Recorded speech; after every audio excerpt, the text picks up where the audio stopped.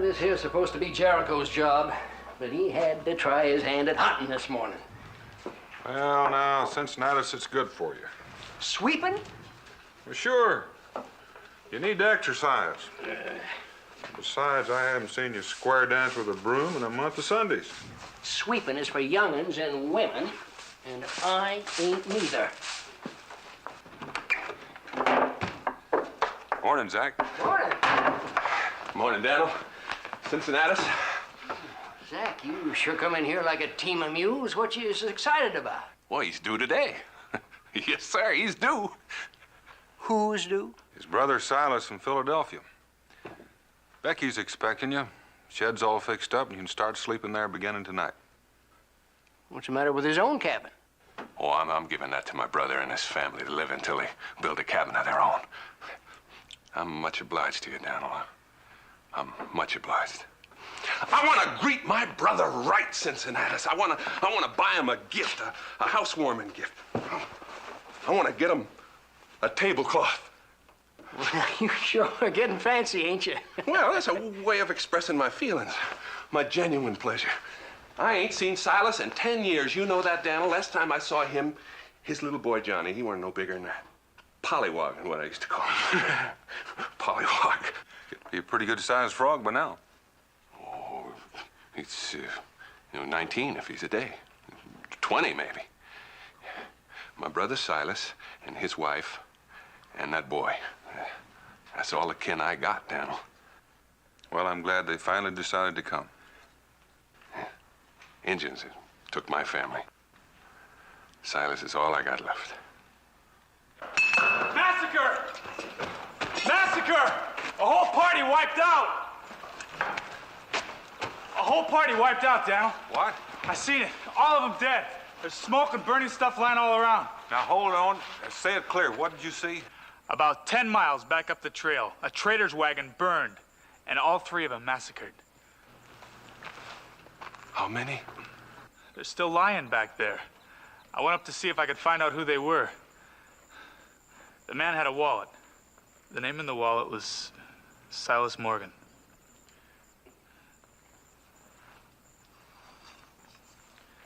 And this was in him, clean up to the hilt.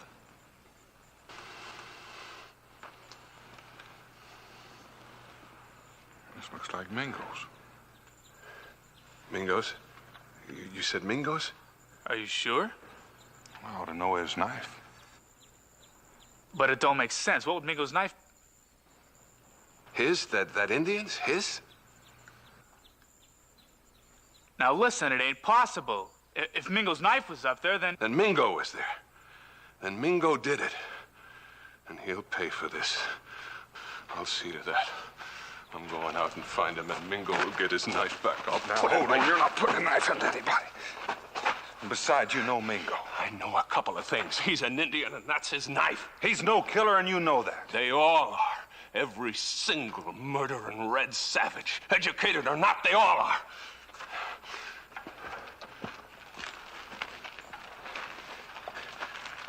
This was to be my welcoming gift. You've all lost somebody to those savages. What are you gonna do? Just stand around and do nothing?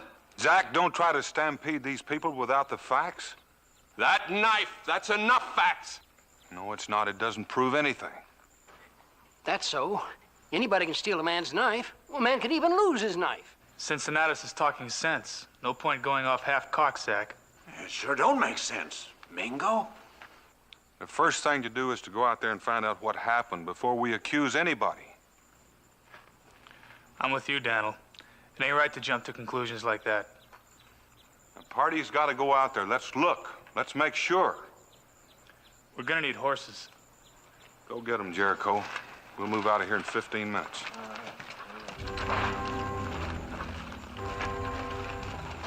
Are you going, Zach? I'm taking this with me. This was to be my housewarming gift for him. I'll be bringing my brother home in it. My thanks to your missus, Daniel. I won't be needing your shed now.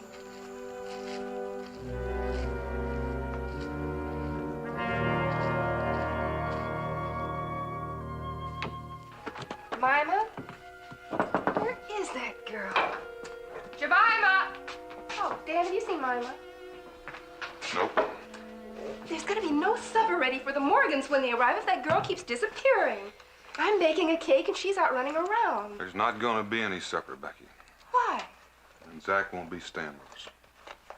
What in the world are you talking about? Jericho found Zach's brother and his family 10 miles down the trail.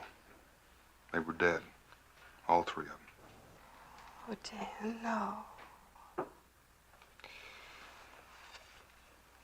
And he found this in Silas Morgan's body. That looks like Mingo's. It can't be Mingo. It can't be. That's the burial party starting out for the place. I'll be back kind of late, Becky. Dan? We're ready. I'll never believe he had anything to do with it. I can't believe he had anything to do with it either, Becky. But what about them? What about them out there?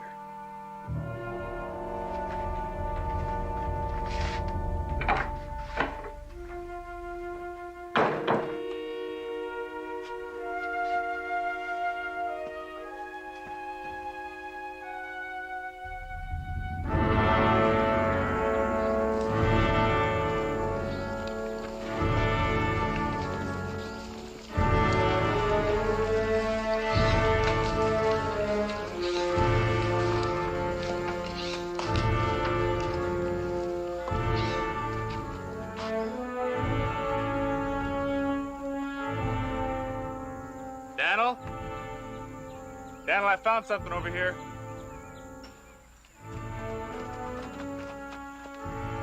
Mingo. That's Mingo's shirt. I done seen it 100 times. Look at that stitching. It's ripped like it was tore right off his back. Daniel? Beads from a necklace.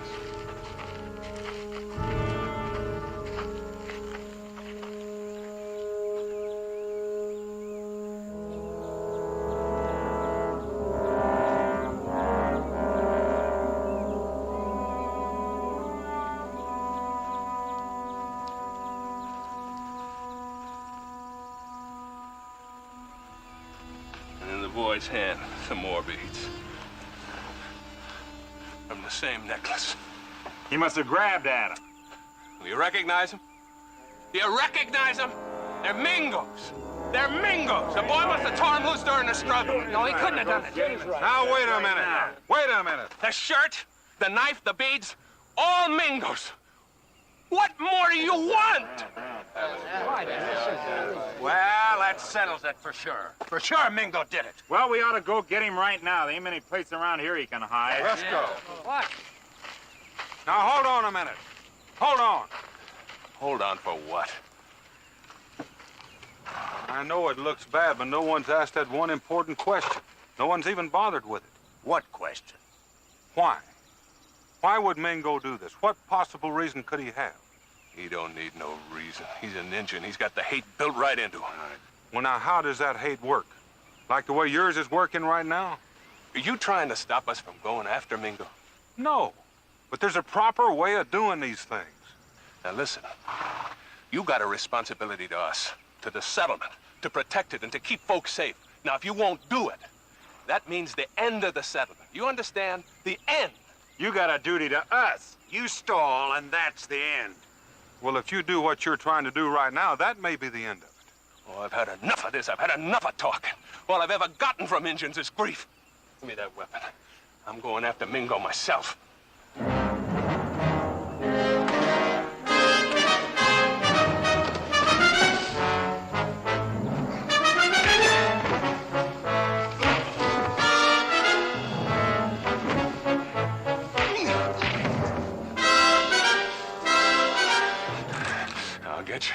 You take one step and I'll get you.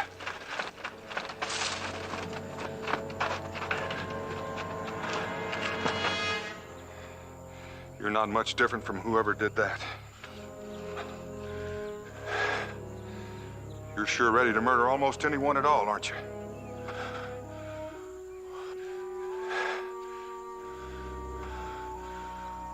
Oh, Daniel.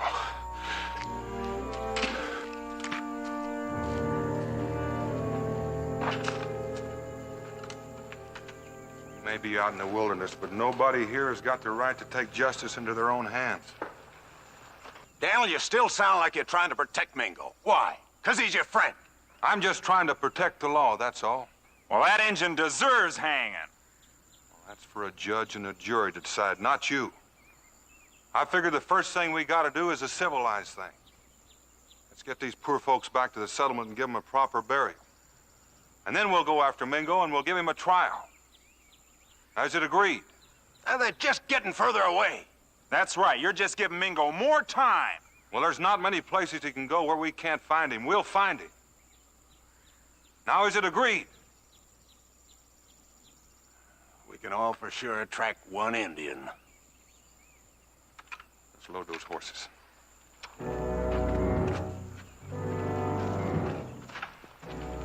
Daniel, things sure look bad for Mingo.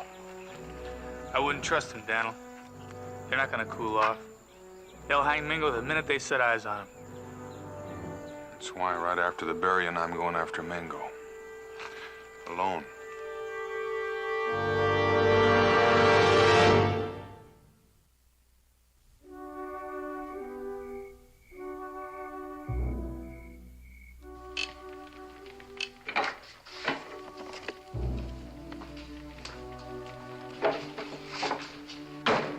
It's over. They're buried. Is my pack ready?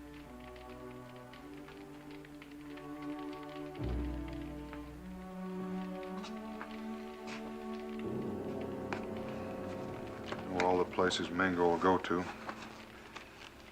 Find him and bring him back. Take care of him, Dan. Protect him. That's why I'm going alone, Becky. I'm frightened, Dan. I don't know. Maybe you shouldn't go. Maybe no one should. Let him go? Is that what you mean? I've got a responsibility to this settlement, Becky. I can't let him go, and I can't let them go after him with a rope. I'll bring him back, and he'll get a fair trial. You believe he did it. You do. The knife, the shirt, the beads. I don't know, Becky. I don't know anymore.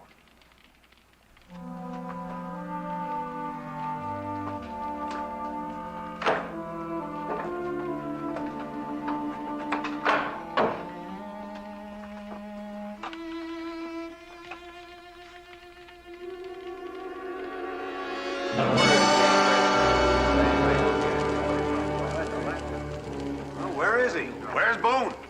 Hey, Zach! He's gone. Daniel Boone's gone. What? Yeah, he took off. I just come from his cabin. I seen him taking off. He's gone to warn Mingo. That's what he's gonna do. Yeah, to save that murdering Indian's neck. Yeah. Now, that ain't true. Daniel's gonna bring Mingo back, but he don't trust you, man. He thinks you're a hanging party. He's gonna bring him back. Oh, that's just fine. That's just fine. You gone daft? He's gonna go warn that Injun. What you thinking of, Zach? He's just making things easier for us, that's all. Can't you see that? You want Mingo? Yeah. And all we've got to do is follow Mr. Boone. Yeah. Let's get on the road. Zach! Zach, listen to me! Zach!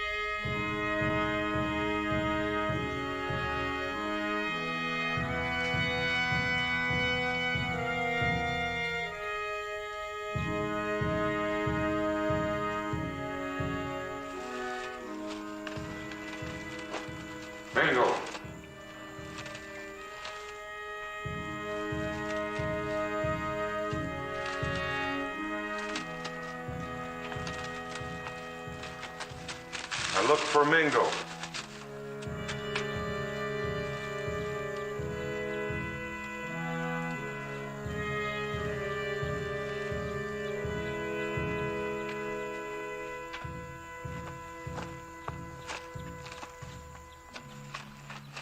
I look for Mingo. Where is Mingo? I know nothing.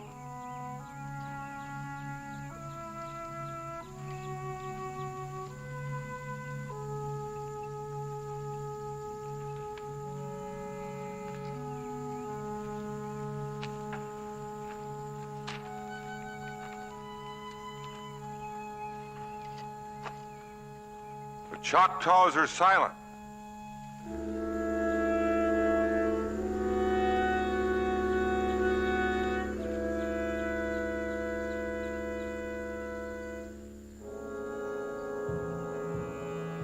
All right. I'll look into every lodge.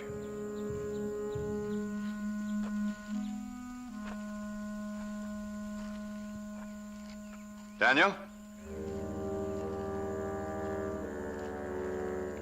There's no need for that.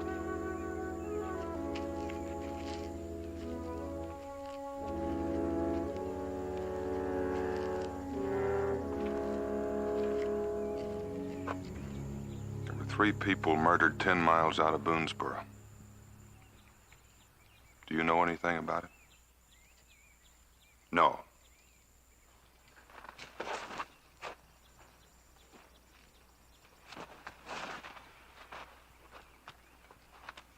Your knife, your torn shirt, your beads on the ground and in the boy's hand. Can this be my brother speaking to me? Do you believe I did it?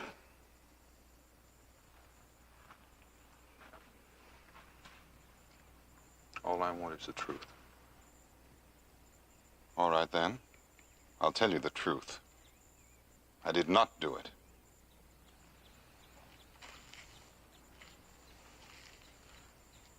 The trader was cheating the Cherokee, and I stopped him.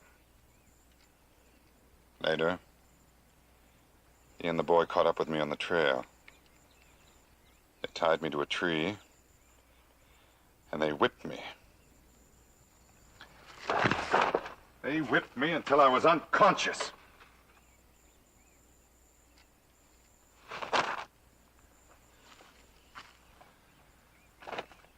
They whipped me until I hung from that tree like a dead animal.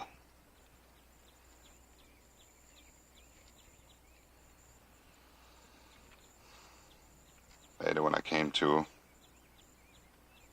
I was crawling through the woods. I don't know, maybe they cut me down. I don't know. The Choctaws found me there, crawling. They brought me here and they nursed me.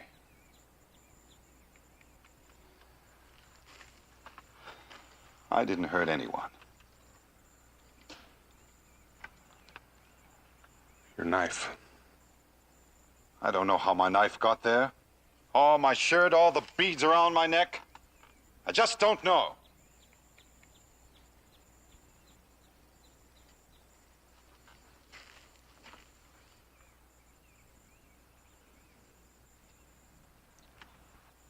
You don't believe me, do you?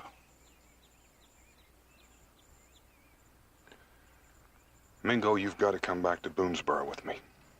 My friend. My brother. I am your friend. And your brother. But you've got to come back and tell everyone what you've just told me. Why, do you think they'd believe me? You don't, do you? You think these scars are reason enough to kill a man, don't you? Well, so will the others. And I wanted to. Oh, how I wanted to. You've never been whipped like a dog. Mingo, come back, and I'll try to find out the truth. I told you the truth. I'm not going back with you, Daniel. Oh, you'd be fair, I know that, but not those others. They'd hang me without a single question. You know you'd have a trial, Mingo. Once in that settlement, I don't stand a chance. I'm finished. Trial or no trial. There are men out there in the woods right now, looking for you. But they could have followed you. They could have followed you here. Mingo, come back to the settlement with me. There's no other way I can protect you. There's no way I can do anything for you. There's just no other way. Oh, yes, there is. Mingo, go. It'll only make things worse. Everyone will be certain that you killed the Morgans. I'm not putting myself in their hands. Don't run, Mingo. They'll shoot you. Don't run. Well, they'll hang me if I stay.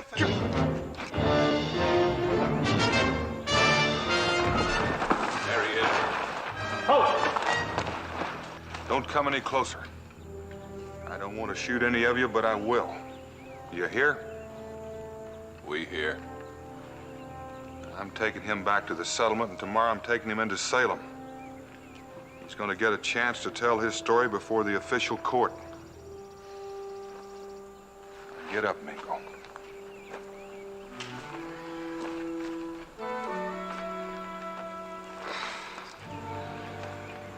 I'll go back with you, Daniel, because I'm forced to. But I know one thing. I'm being led to my death by my brother.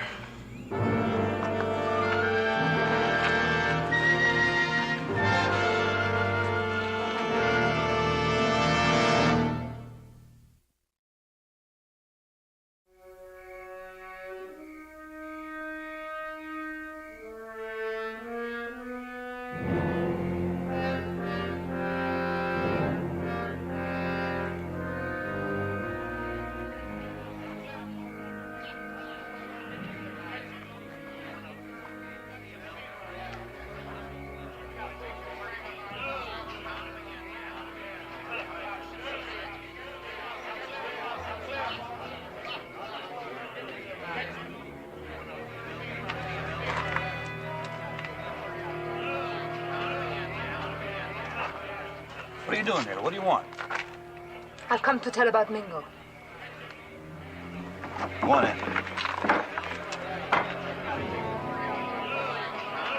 You hear them, Daniel? They're yelling for my blood. They're not yelling so loud. I think maybe they're simmering down. Daniel, let me go. Let me go while there's still time.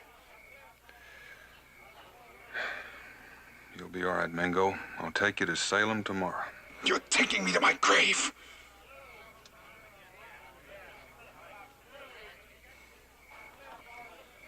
Very well, then. What was between us is over. We're no longer brothers. You're delivering me to my enemies. And that's what we are now.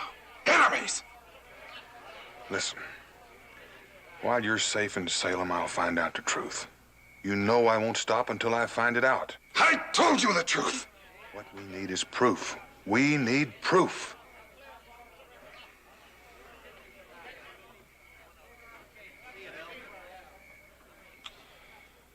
Daniel, what's more important? The law or my life?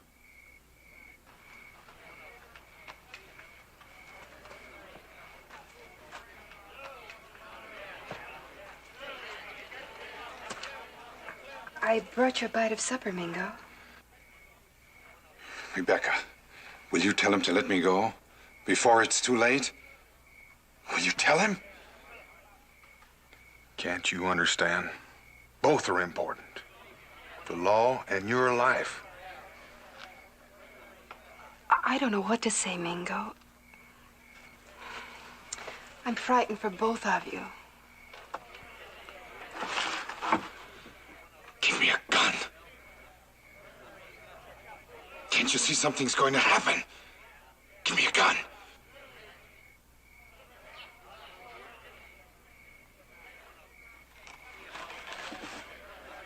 Daniel, I'm asking you to let me go. At least give me a fighting chance.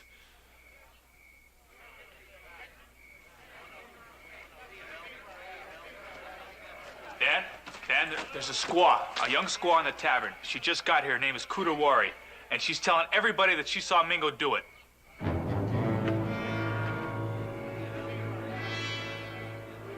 She did what? She said she was there. She was hiding in the woods. She said she saw it all. She lies. She lies. She said she came to prove that the Cherokees were our friends. But right now, she is telling everybody in that tavern that she saw Mingo do it. Go home. Watch Mingo. Daniel, let me out of here! Let me out! Let me out of here! All right, are you satisfied now? Yeah. Right there. She saw him there. He killed them. All three. All three. Then Mingo ran. All right, now what have you got to say? I say that's our proof. He's our man, all right. She's seen him do it. Some of you were beginning to doubt it was Mingo. Does anybody doubt it now? Indians have done enough and gotten away with it. One of them has got to be made an example for the others. Is that judge and jury in Salem any better than us? No! And have we got enough evidence? Yeah! Get a rope! Get a rope for Mingo!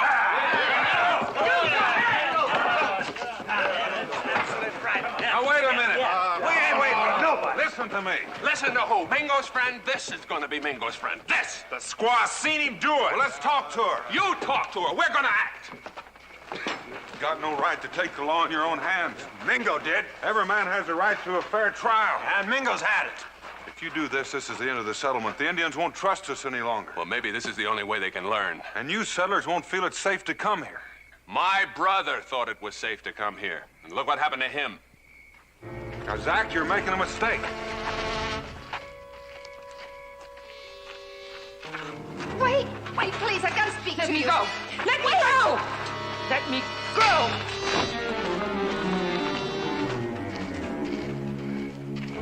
Zach.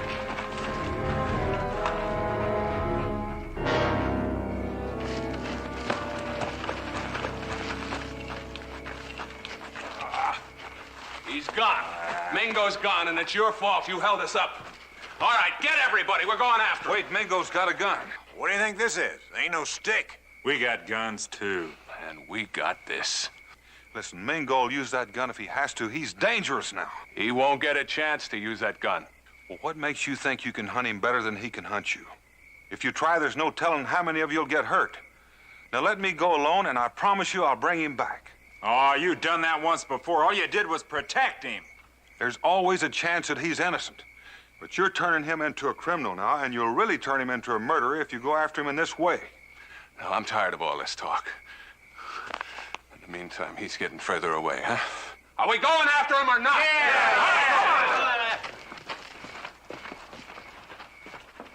Daniel?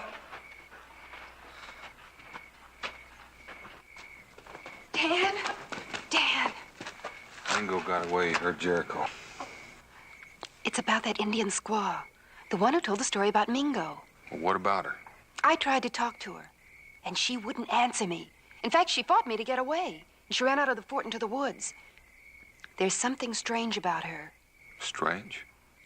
She was frightened. Very frightened. And maybe she was lying. She wanted to get away. She looked like a half-breed, Dan. She had blue eyes. You look after Jericho. I'm going after Mingo. I'm going with you. You stay here. There's only you and Cincinnatus to look after Boonesboro. Well, there's only one thing to pray for now. What? Mingo doesn't kill him.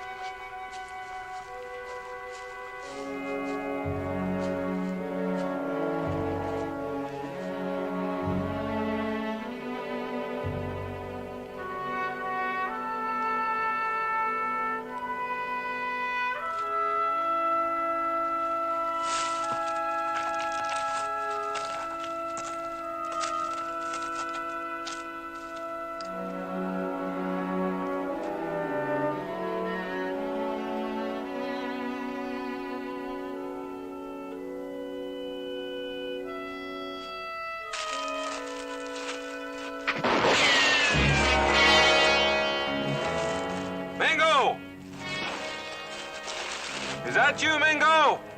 It's me, Daniel. Can you hear me? I hear you, Daniel. I've got to talk to you. Don't come any closer. I don't want to hurt you, but I will defend my life.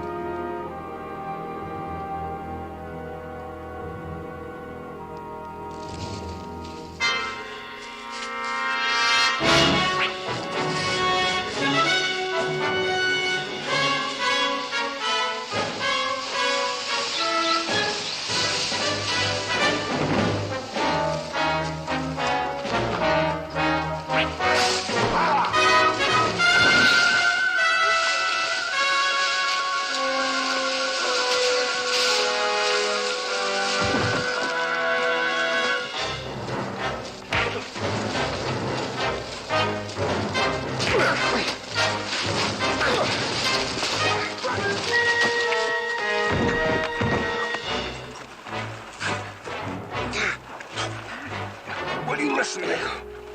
You've got to listen. Will you listen? And that squaw, Kudawari, the one that went into Boonesboro. Becky tried to talk to her and she fought her and ran away. Now there's something wrong. If you're telling the truth about what happened between you and the Morgans, we've got to find that squaw. Don't you understand? Or maybe you're afraid. Maybe she really was telling the truth about seeing you. The squaw is lying. All right, Lynn, let's find her. Now, if you're innocent, we've got to prove it. There's not much time, and all of Boonesboro is after you. All right, Daniel. Let me up.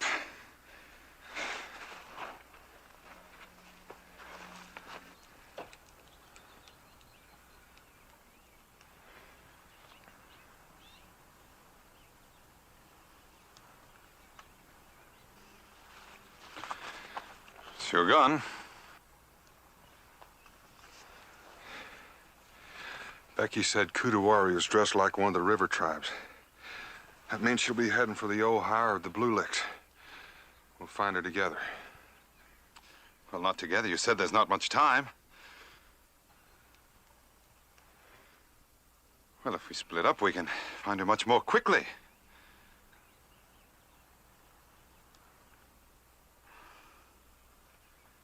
I trusted you. Now let's see if you trust me.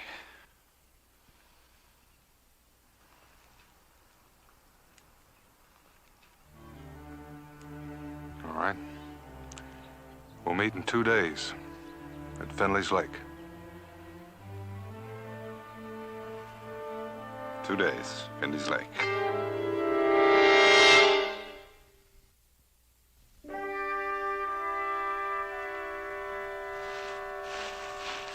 All right, keep looking. He can't have disappeared from the place that he is. Keep looking. Zach! Hey, Zach. Prince. Ain't more than a half day old. Now, those are moccasins. Let's go. Oh, now, those prints could be anybody's. They could be Mingo's.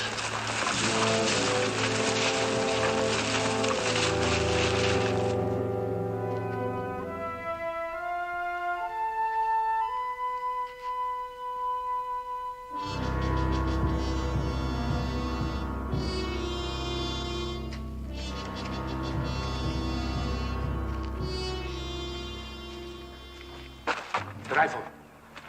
You will lay the rifle down. The gun. Down.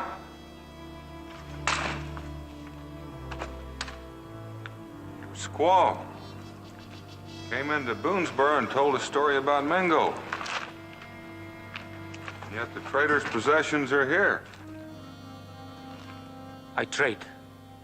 I give fair pelts for them. Mm-hmm.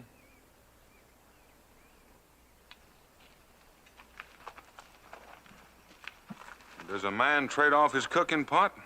What's he gonna use on the trail?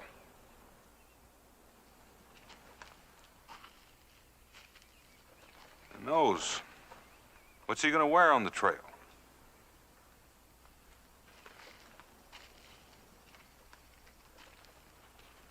And did he come in the wilderness to trade women's dresses? Or is this his wife's dress? And that.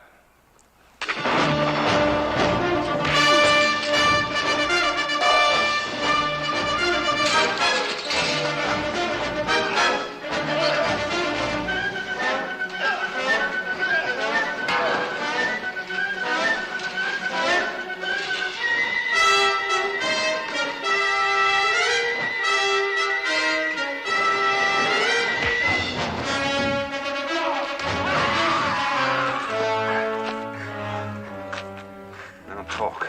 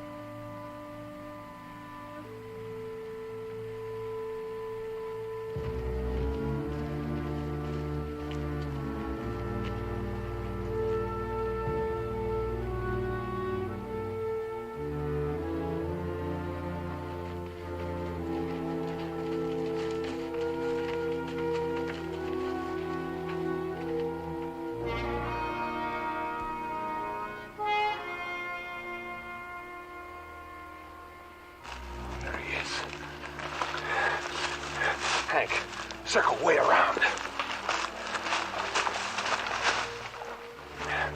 Luke, come on down the center. The rest of you come with me.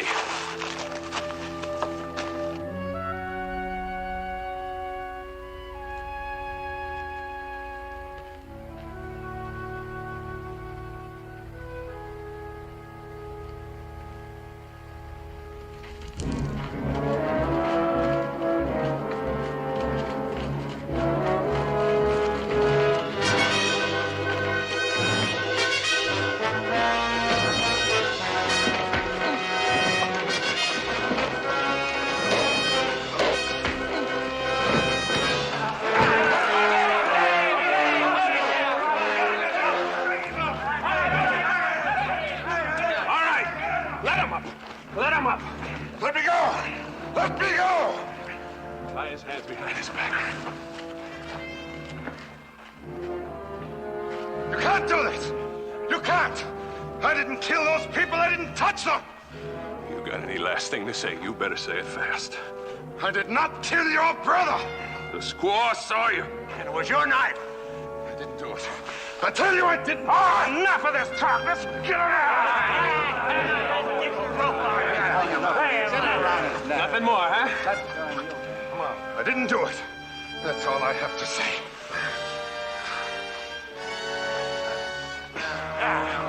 Pull it! Get that rope off of him.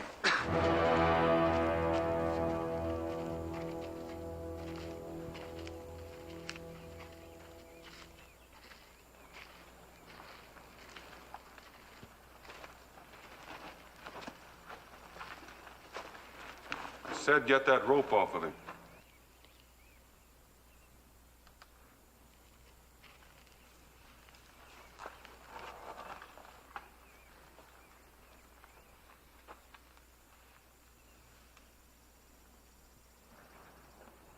Mingo is innocent.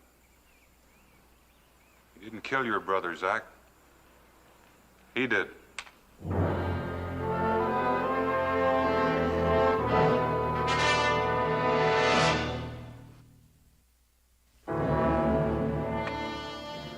Tell him. I said talk. He cheated. The trader cheated me and my people. So I followed him. And you saw the traitor whip Mingo, didn't you? And then what? He cut him down. Mingo laid there, not moving, I think now is my chance. And you took Mingo's shirt and his necklace, and you used his knife, and you left his things there. The trader cheated in the village. But Mingo does not punish him. Mingo was a coward. So I punish him. I punish them all. And you sent Kudawari into Boonesboro? Yes, to protect me and to protect my people.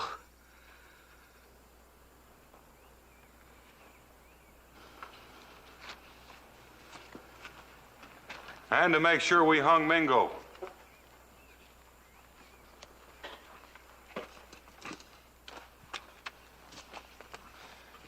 And I found these at his lodge.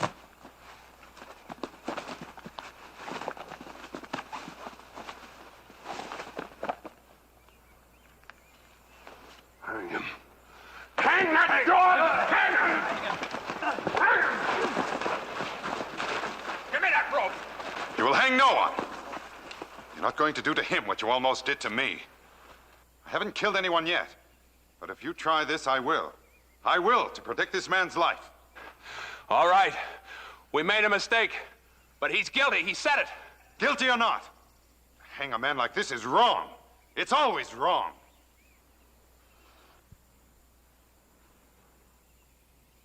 And you talk about your law. You want the Indian to respect it. Well, let it respect him. Prove to us that there's some justice in your law, that we're not at the mercy of a mob. If you hang this brave, then the Indians and us, we're nothing but murderers facing each other. And there'll never be any lasting peace or friendship in this wilderness. Well, what do you say? You want to make the Indians hate us more? And prove again they can't get justice? He's right. We gotta obey the law. Yeah, we ought to take him to Salem and have a trial. What do you say, Zach?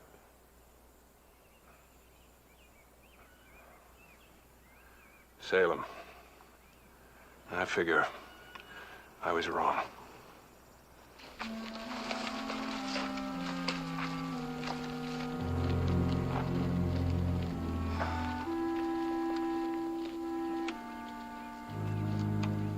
You know, right now, this wilderness seems a little more civilized.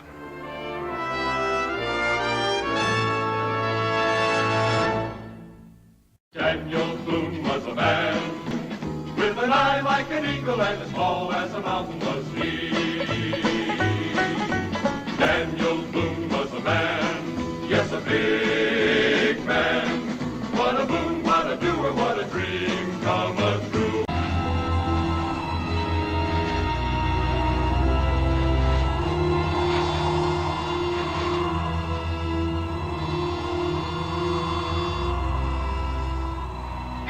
It's no use, Daniel.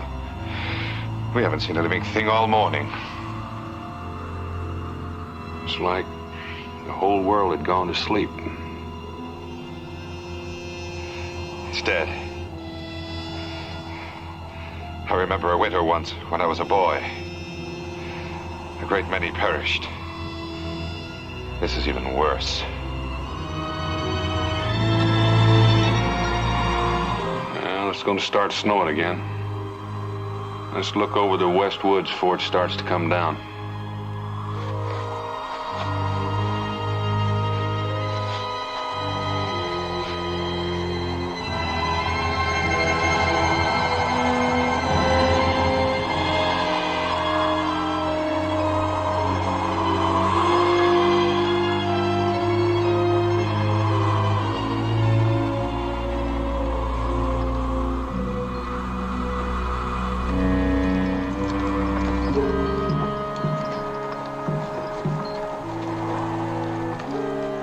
What do you want, Indian? We ask shelter in your cart from the gathering storm. My wife awaits the birth of our firstborn.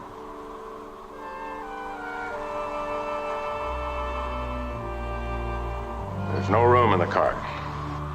This poor animal couldn't pull the extra weight anyway. Move out of the way. Get up.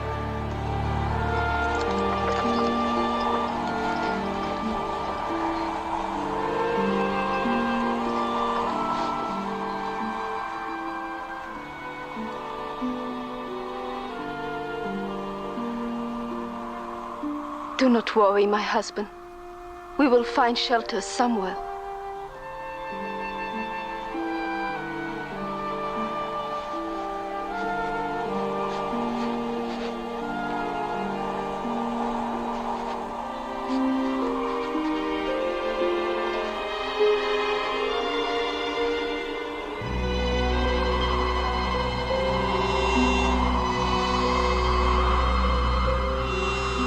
Howdy.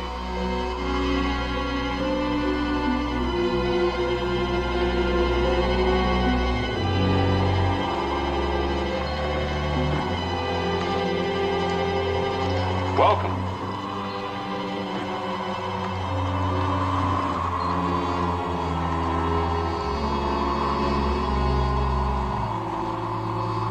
I don't know where we're gonna put all these people.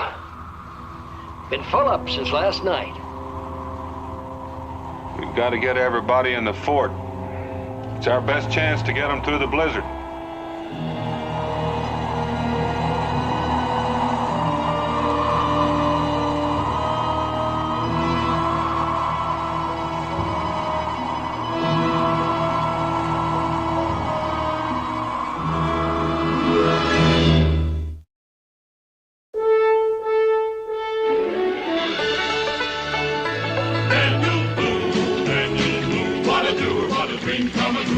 Daniel Boone. From a coonskin cap on the top of old Dan to the heel of his rawhide shoe, the rippenest, roaringest, fightingest man the frontier ever knew. Daniel Boone was a man, yes, a big man, and he fought for America to make all Americans free. What a boon, what a doer, what a dream come a truer was he.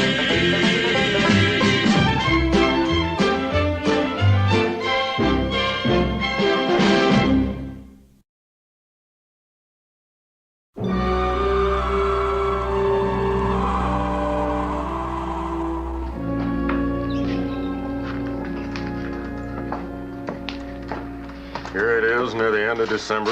There'll be 3 more months of this frozen over Hades. We'll never get through it.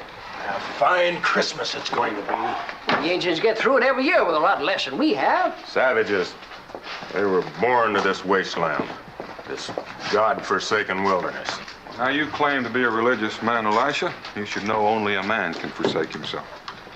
Those are mighty high-sounding and respectful words, Boone. But words are not going to put food in our bellies. Well, you can't put hope in a frying pan, but that's going to be our main staple for quite a while. Now, listen to me, all of you.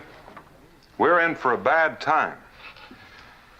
This winter's turned out to be far worse than any of us expected. But we'll get through if we just stick together. That's why I asked you to come and stay at the fort for a couple of weeks until the main part of the storm is past. Mr. Boone, what'll we do for food? You know the early frost took so much of the crop, and the game animals, they're gone. Why, there's no fresh meat to be had. Emmett, we've got prime trouble now without putting in an order for more. Now, we've got some meat salted away, and there might even be some fish in the creek. Well, if there are, they ain't gonna get away from me. I seem to remember a speckled trout that's still laughing at you. Oh. How can you make jokes when we might be dead in a few weeks? We're not gonna be dead in a few weeks, none of us. Not if we keep our heads. And in the meantime, if we can find a way to make each other laugh, all the better. I should have listened to Clint Brocker when he tried to talk me into going south with him. And I tell you, there's not enough food. You should have listened to someone. Maybe you'd have spent more time planting potatoes instead of building on that extra room. Now, there've got to be certain rules laid out, and we've got to live by them. And that means everybody. We're going to collect the meat that you brought and take it to the salt house along with ours so it won't spoil. And then we'll pass it out carefully as it's needed. What if I decide not to give up my food? Well, as long as you're here, Emmett, you'll have to do as I say. But I've got a big family to feed. Everybody will get an equal share. Now, the women and children will stay in the tavern during the day while the men hunt whatever game is left. I've seen the game that's left. They're nothing but frozen carcasses buried under the snow. And we'll be buried with them if a miracle don't happen. Well, now, don't go breaking a hamstring. By rationing what we've got, we'll get by. Can you guarantee that, Boone? Daniel, got two Injuns out here want to talk to you. One of them's a squaw. She looks froze clear through. Bring them in. Come on.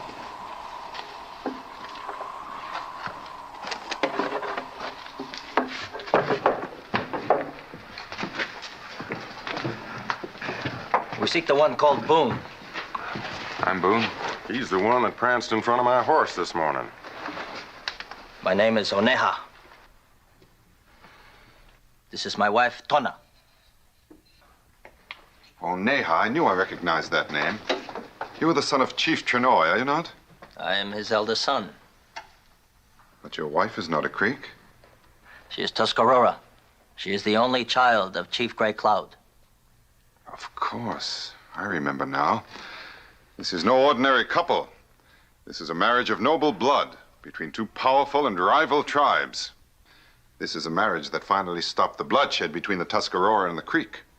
If the Great Spirit honors us with a son, he will unite our two tribes by blood in lasting peace. You're many miles from your people. We journey to the village of my wife. An escort from her village is to meet us and take us to the flat mountain to the north. Tana awaits the arrival of our first child. The signs are that he will be born before the new moon.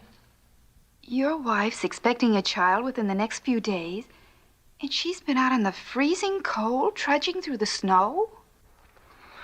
We'd hoped to reach the village of her father before the child came, but the snows have delayed us.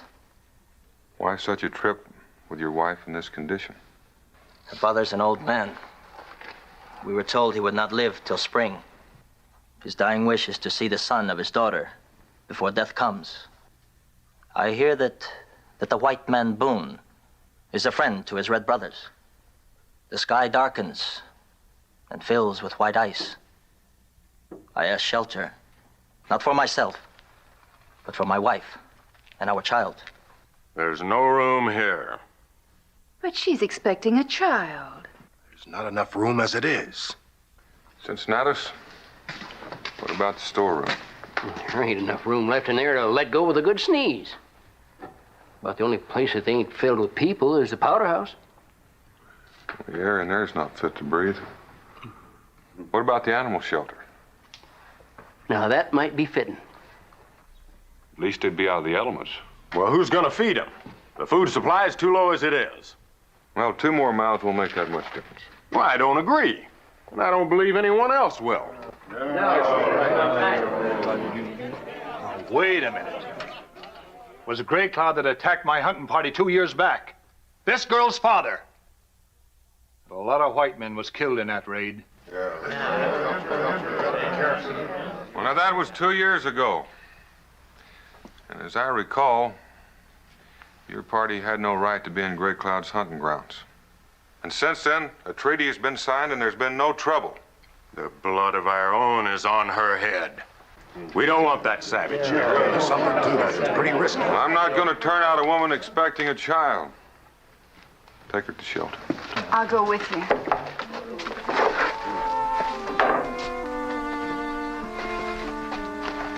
That's the food I'm worried about. It's just not food.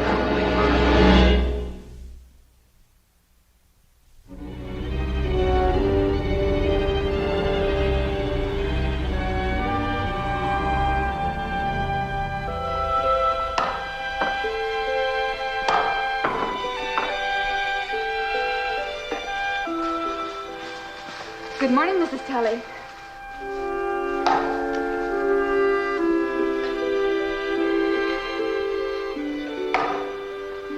Good morning. I brought you some hot broth. But you have young ones of your own to feed. Oh, we have plenty. And you have to keep your strength up. But good words they speak of Boone. Speak the same of his wife. The blanket you gave us last night. Oneha put it there to dull the cutting of the wind. It is all right? Of course. That's a very good idea. A gift of a blanket is a sign of friendship among my people. I want to be your friend, Tana. Now eat this before it gets cold.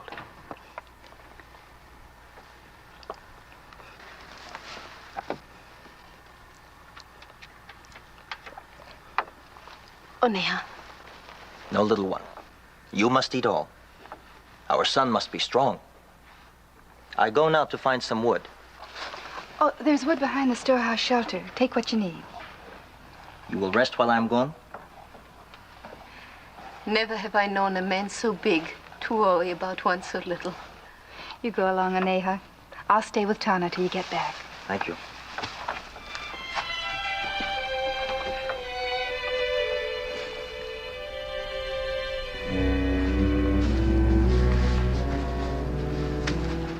Where's the hatchet?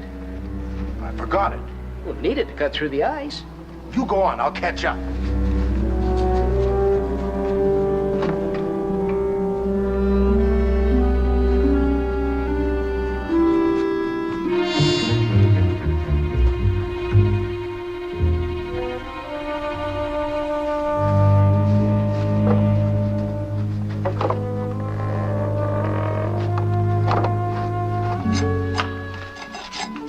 What are you making? A gift from my new son. I'll find something to make a pillow for you.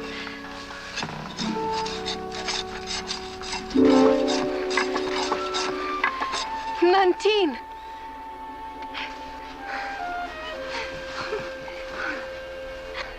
The Great Spirit honors you. Nantine, my cousin. It has been so many springs since we said goodbye.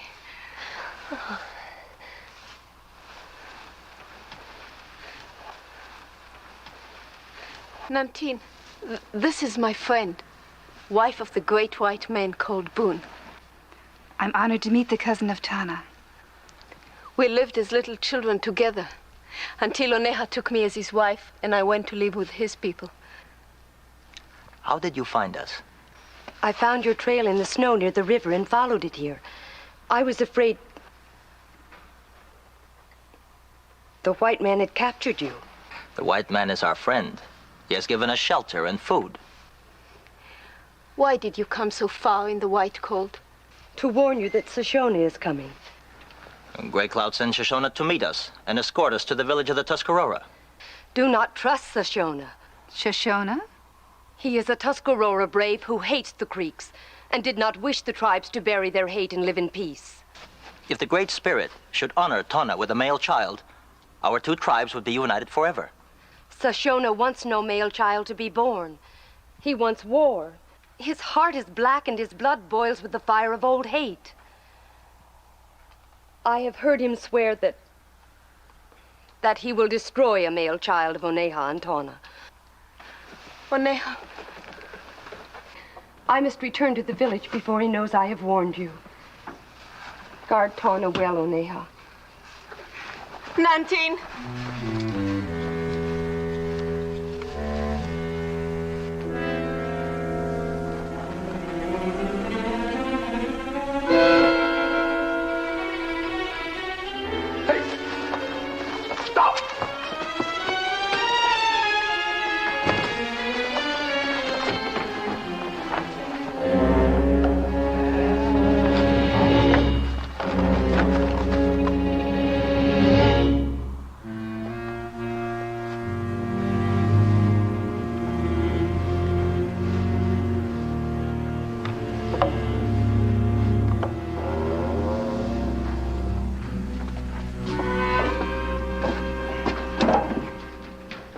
Wet wood doesn't seem to burn too well. It's good enough to dry itself out and give us a little comfort.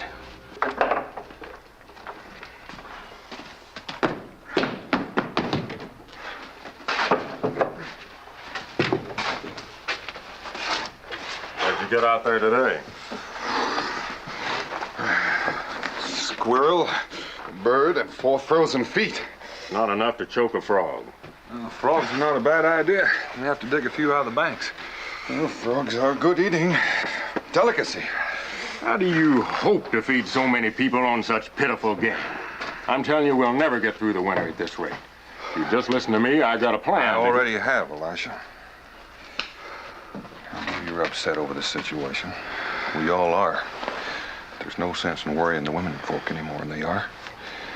You're a good man, but on the stubborn side, even hard-nosed at times, but all in all, you're a decent fellow. We're going out to the salt house to pick up some meat. Why don't you come out and give us a hand? Well, if I saw all that meat packed away, well, maybe it would give my spirits a lift.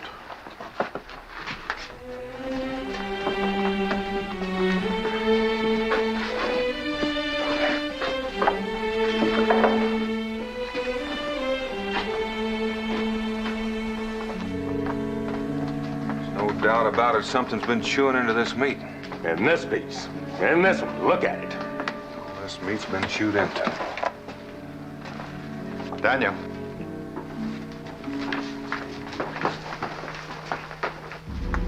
Dead raccoon.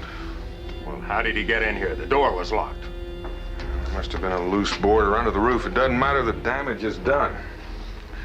The mouth. I saw it. What about the mouth? Raccoon died of white fever. White fever? It's a highly contagious disease. Carried by animals. Wiped out an entire Cherokee village not long ago. All this meat's gonna have to be destroyed and the salt house burned. Destroy the meat? We have no choice. It's contaminated, spoiled.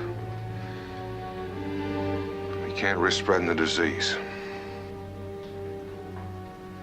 What's worse, Boone? Dying of white fever or starvation?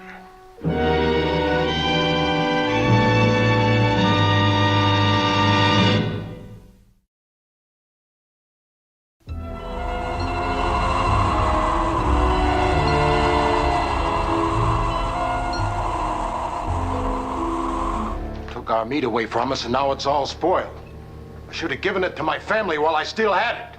Well, what are we gonna do? Just sit here and starve to death? Now let's simmer down. Let's not lose our heads yet. We're not the first ones to find themselves in this kind of predicament, and we won't be the last. Even if we survive the cold, the blizzard, what do we live off of?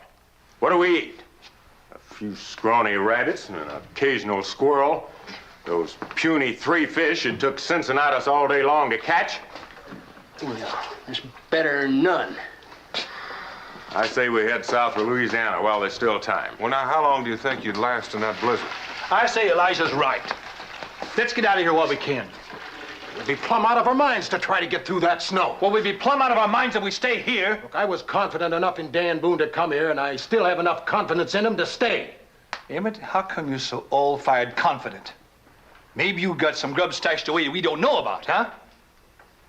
You accusing me of hoarding, Jeremy Kane? Maybe that's just what I'm doing.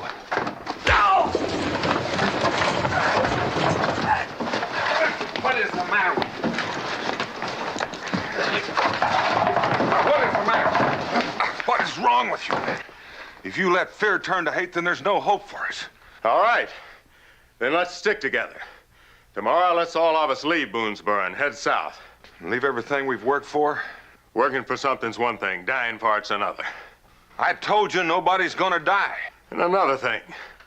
How do we know those Indians you let in aren't part of some plot to trick us? What are you talking about? Tell him, Jeremy. Daniel, I saw an Indian sneaking out of the fort today. That was Nantine. You knew about this, Becky? I'm sorry, Dan. I didn't have a chance to tell you. The girl was Tana's cousin, and she came to warn Tana. Well, she didn't have to sneak in. We let her in. She was probably afraid. Now, I want 6 of you men to start hunting. What's this about an Indian woman bringing a warning? What about that, Becky? Well, it seems the Tuscarora brave Shoshone isn't too happy about the news of the expected baby. Daniel, Shoshone obviously wants war with the Creeks. And Shoshone's on his way now to escort Oneha and Tana back to Chief Grey Cloud's village. The girl came to warn Tana not to trust Shoshona. You know what this means, Boone? On top of everything else, we can get mixed up in that Indian trouble. If this Shoshona finds out this Indian woman's here, he just might try to raid us. Great Cloud won't attack this fort as long as his daughter is here. What does it take to prove to you we gotta get out of here? Daniel, we just have to. We ain't got enough to eat. Now this Indian thing? We'll get enough to eat if we have to hunt and fish and dig for 24 hours a day. Well, we've got 3 fishes now. We can get 3 loaves where you can bless them and we'll all eat. All we got left is hope and prayer. And I won't stand still for blasphemy. Now, it took all of us to build what we've got here, and it's going to take all of us to keep it. When we came here, this was a savage land, and we tamed it with our bare hands. We can't fight among ourselves. We can't let this land turn us into savages.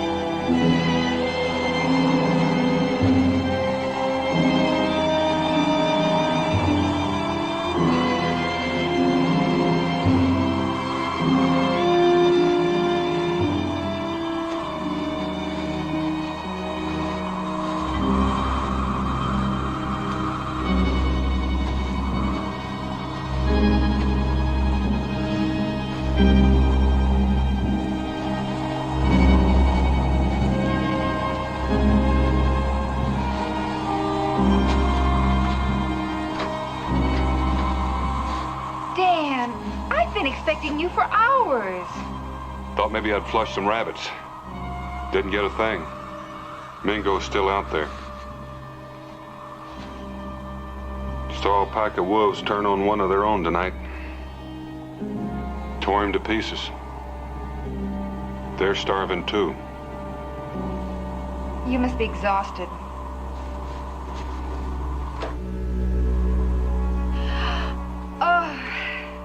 Oh, the fire's almost gone out. I had a terrible time getting the Robertson children to sleep and forgot to put more wood on. Oh, don't bother. We'll be going to bed soon. Oh, but I wanted to keep it going till you came home.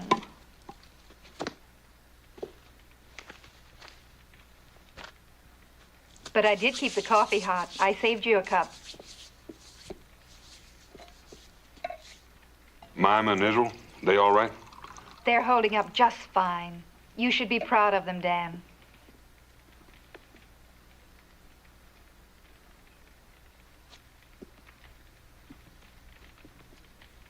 It's bad, Rebecca. Real bad. You haven't called me Rebecca for years. Can't be that bad. I'm worried.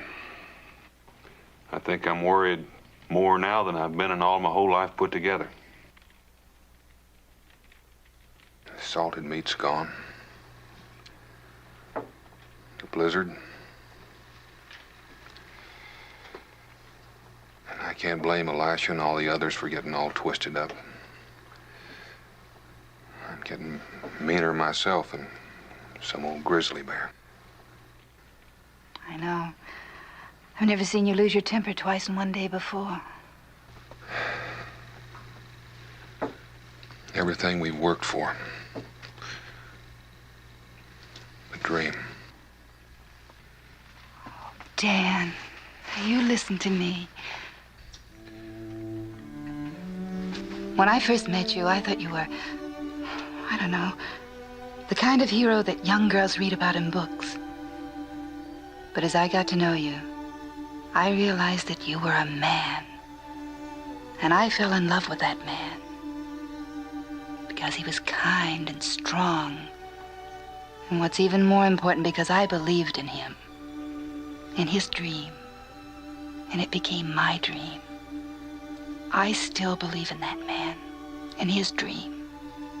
We'll pull out of this. I know we will.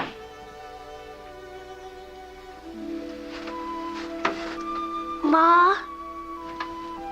What is it, dear? I'm hungry. Go back to sleep, Israel.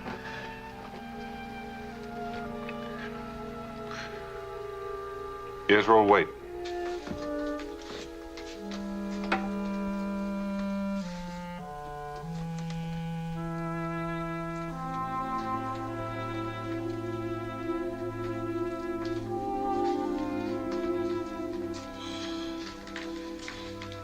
Here, son.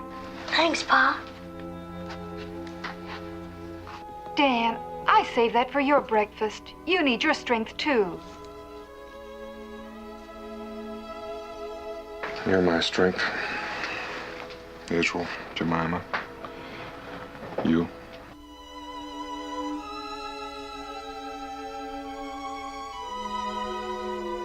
Better make my rounds.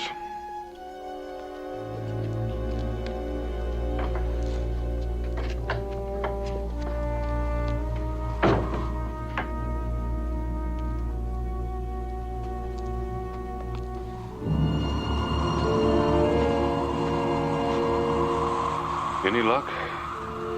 Didn't even see anything. You ought to go get some rest. You need it. So do you.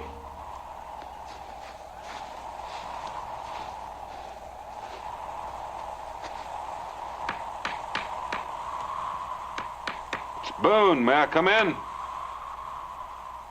You are always welcome.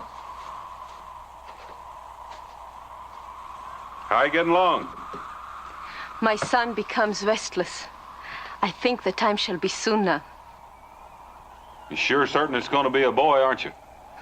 Already I can feel the strength of a brave man. Our son shall be the beginning of a new way of life for our tribes. A sapling to protect his people like the branches of a great tree. Well, if he's like his father, he'll be a good man. Where'd this come from? It is the work of my husband. That's good work. You could use a carpenter around here.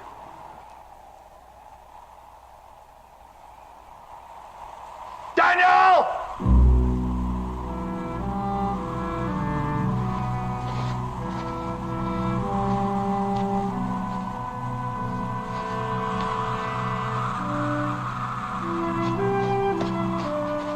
Two Indians. You want me to let them in? Yes.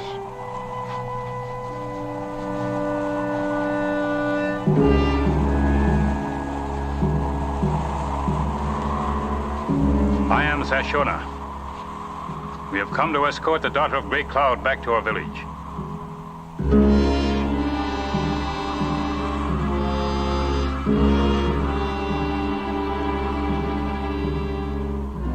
But she cannot leave now. The time of birth for our child is near. Great Cloud ordered me to bring her to him at once. Great Cloud had no wish to harm his only daughter and her child. We will stay until the child is born and wait 2 moons until he is strong enough to travel. If our good friend Boone will let us remain. Of course you can. She's in no condition to travel. We go now. Is it your hope, Sashona, that the cold would perhaps be harmful to the newborn?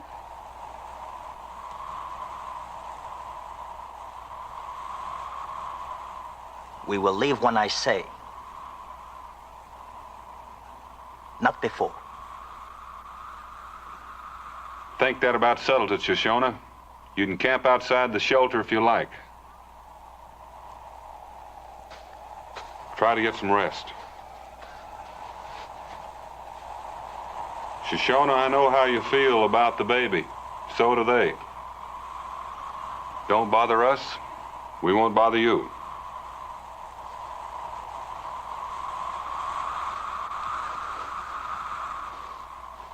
The child of Tana will not live to unite the tribes.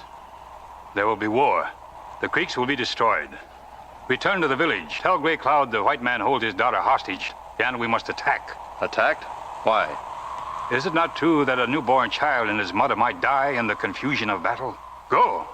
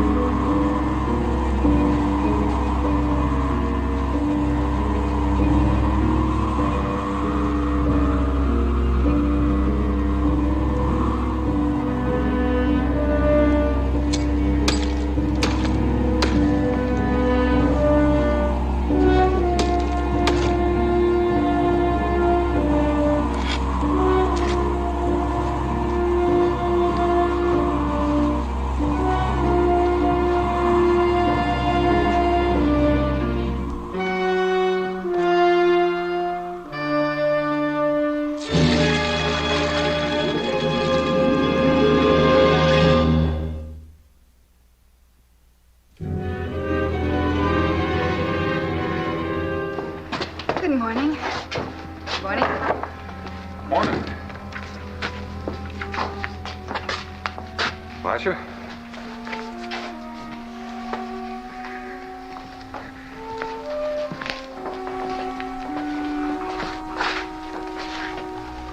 Everybody seems to be in low spirits this morning.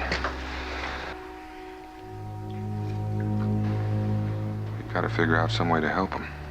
We've got to help them, Becky.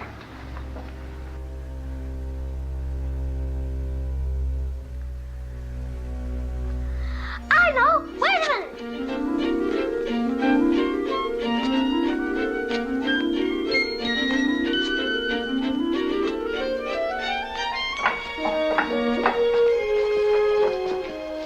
What in the world have you got there? What is that, Israel?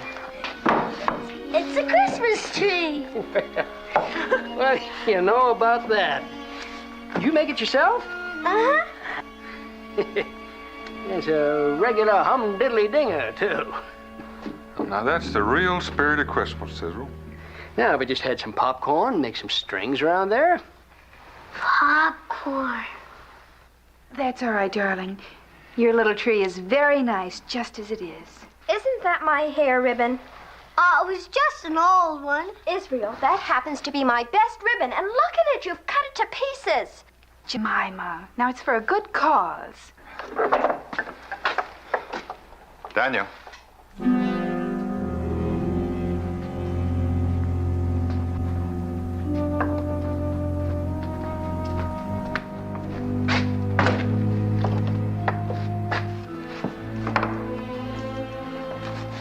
Something's happened.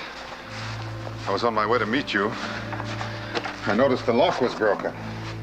All the powder has been deliberately wetted down.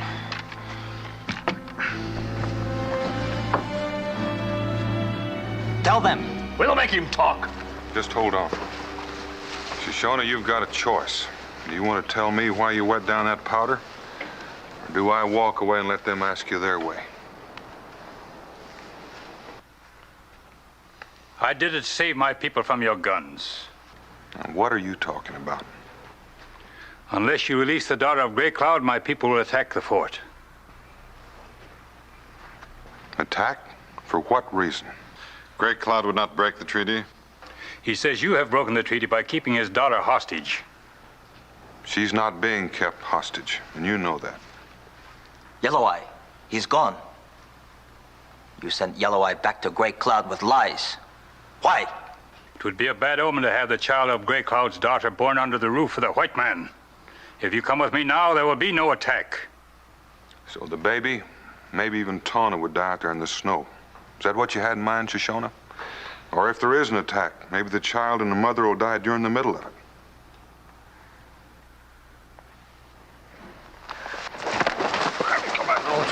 What?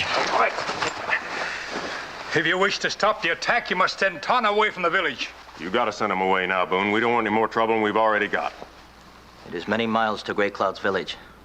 It is time for the coming of the child. Such a journey now would kill them. Well, it's them or us. Send him away. Grey Cloud would believe me. I will go to him and tell him you are our friends. He will not attack. It's a good idea. Why take such a chance? Get them out of the fort, all of them. I'm not going to send that girl and her baby to their death out in this weather. Natus, find Oneha a warm coat and get him on his way. Jeremy, take Shoshone and lock him up in the tool shed. Come along, son. Now, the rest of you men, you must have at least 10 rounds of powder left in your horn, maybe more. Just in case, let's set our defense. Not me. I'm taking my wife and getting out of here right now. If the rest of you have any sense, you'll do the same. You heard, Daniel. Fetch your rifles.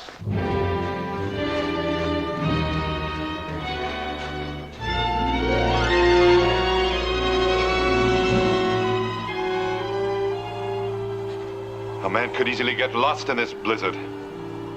What if Oneha doesn't make it on time? And we don't worry about starvation.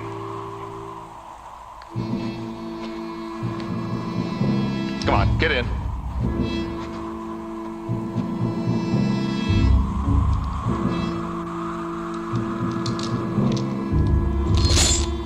Leave it alone.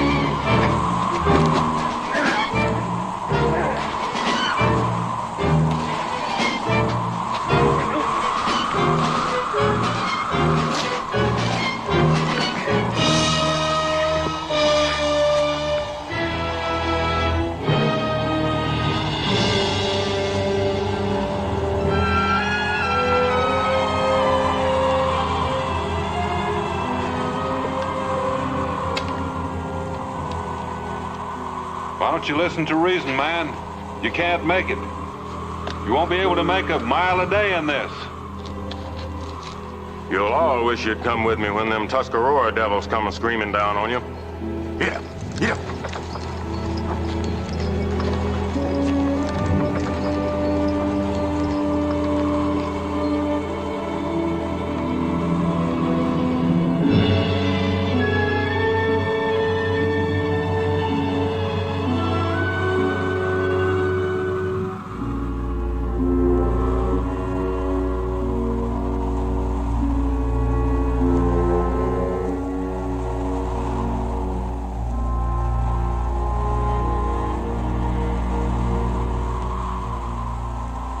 Shoshone gets through before Oneha, there won't be any stopping him.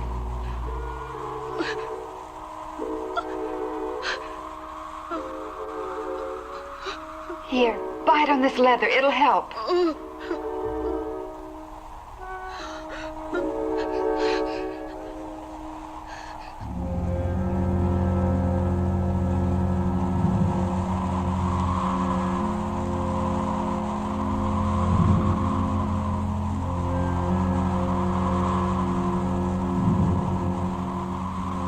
What time you figure it is? A little after midnight. It's Christmas. Yeah.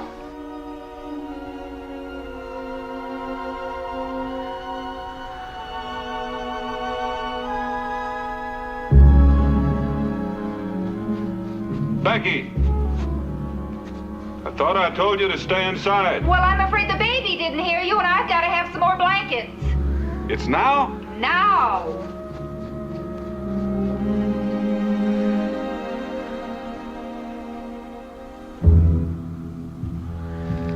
Daniel. It's them.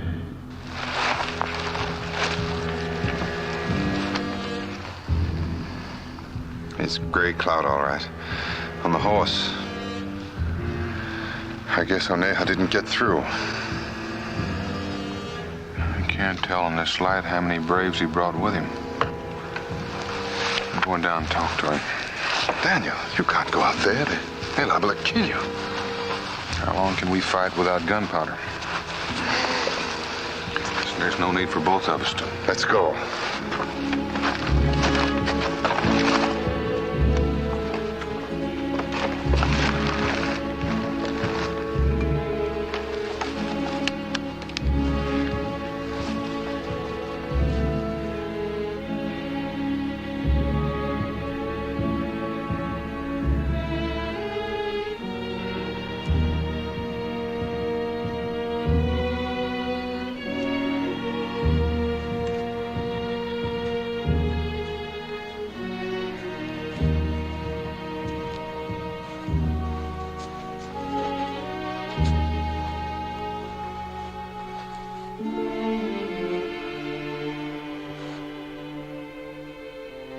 Looks like Oneha made it.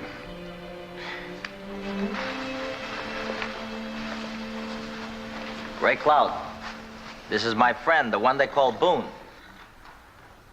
I'm honored to meet Gray Cloud, great chief of the Tuscarora.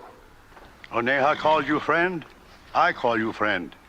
Oneha said your people need food. We have much. We bring food to white friends of my daughter.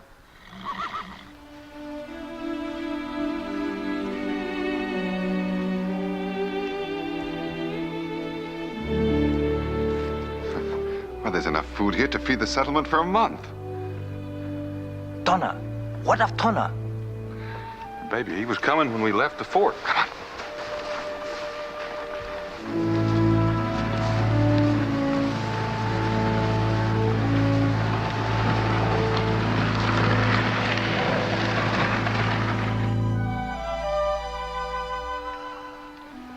Take him, my husband. Hold your son and feel the warmth of new life. Go on, take him, Oneha.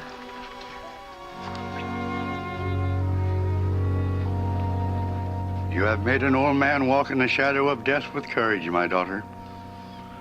A tribute shall be paid the Great Spirit For the boy shall become man, and there shall be peace between our tribes. That is good. I make promise that I will light the dark sky with one fire, if child be male, 2, if woman child. We must send signal fire to tell her the good news. I'll light a torch atop the wall you can see for miles.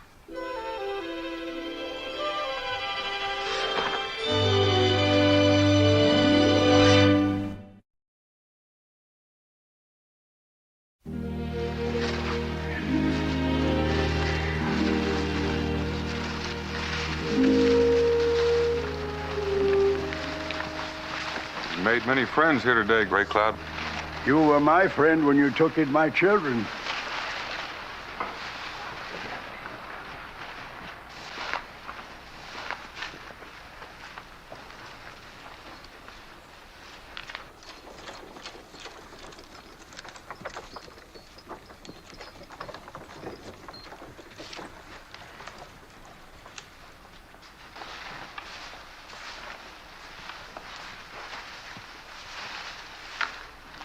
Welcome back, Elisha.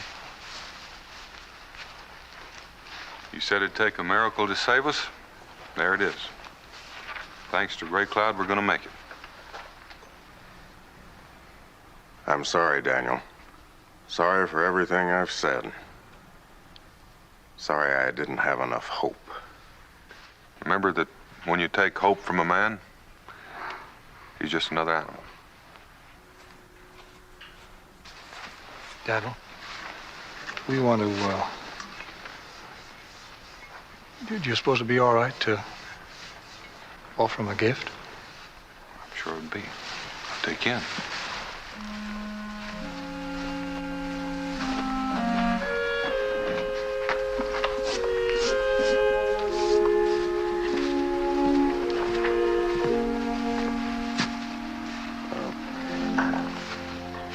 I've said some pretty ornery things to those people. You think they'd want me in there now? They're just ordinary people like us. They understand. There's an old Indian saying they know. When a man's heart's full of fire, sparks fly out of his mouth. But it's good.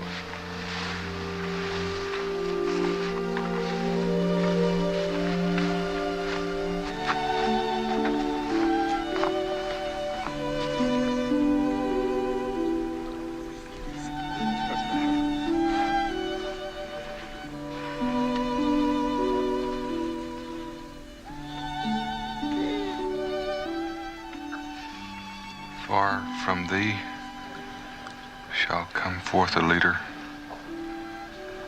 who shall rule my people.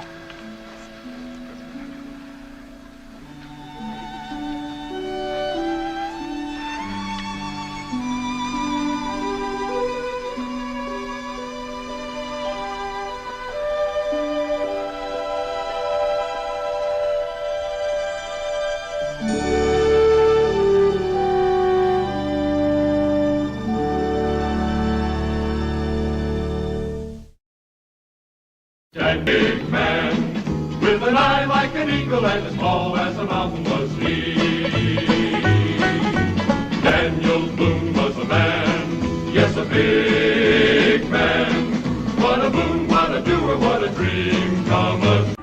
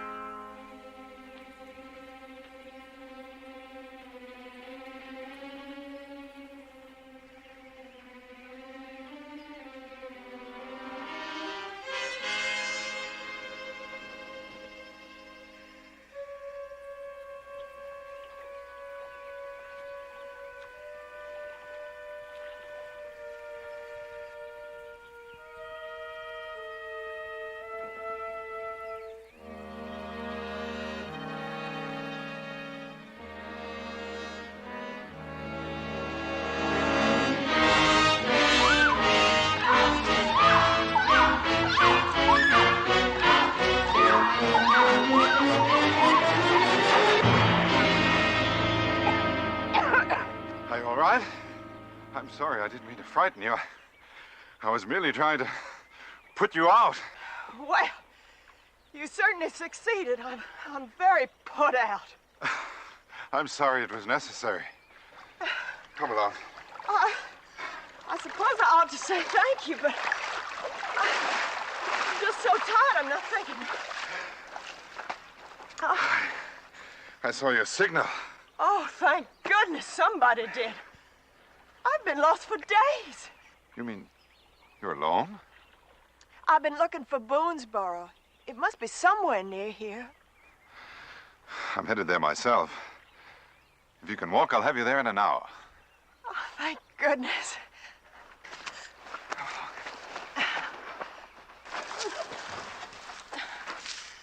Oh, don't worry. I'm all right. After all I've been through, another hour's nothing if it means finding Daniel Boone. Madeline almost convinced me. Well, Blakely, step number 1 accomplished.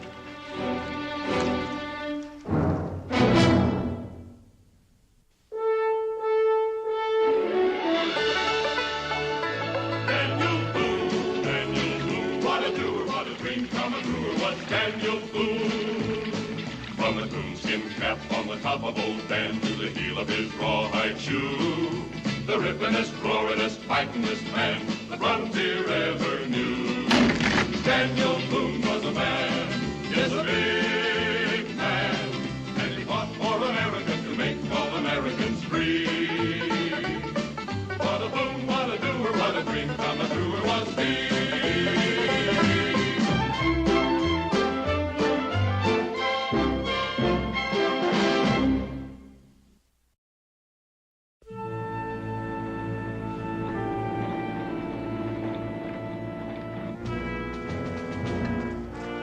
All right. Hold. Detail. Hold. Right. Hey. No, you march like a bunch of old... All right, now you get this through your heads and you get it straight. Soldiers you're not. Soldiers you might not want to be. But the most important battle that may ever be fought on this frontier rests on you. Well, you men are gonna be ready for it if I have to march the legs off every man in this settlement. Captain, look. It's Daniel Boone. Boone's back. Dismiss him, Sergeant. That'll be all for the day. Dismiss.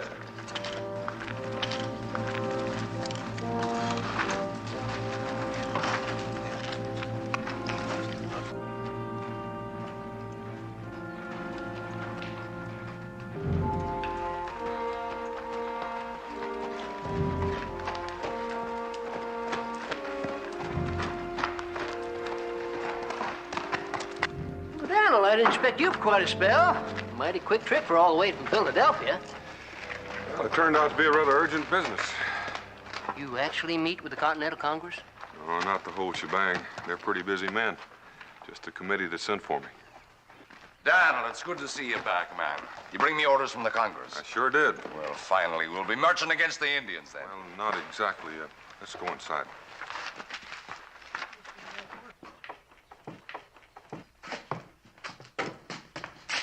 Daniel, what do you mean, not exactly? What are my orders?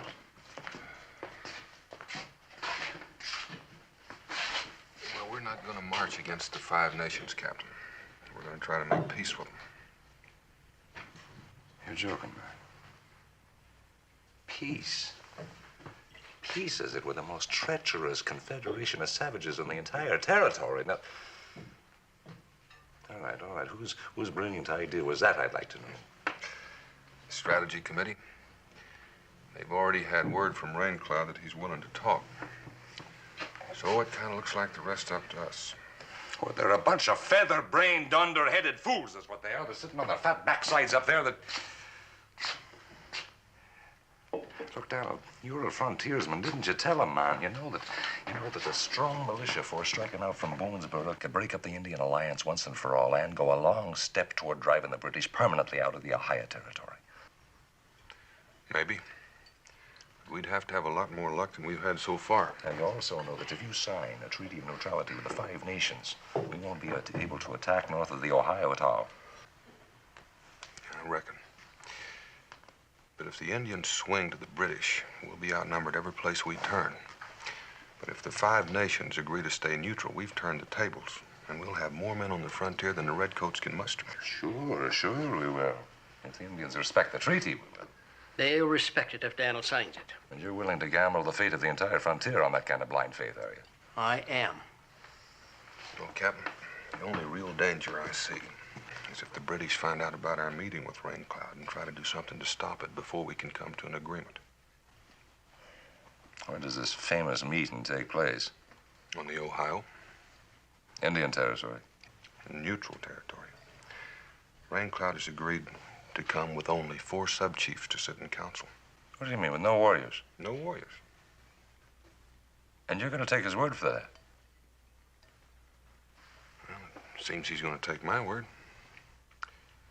Why should I doubt his?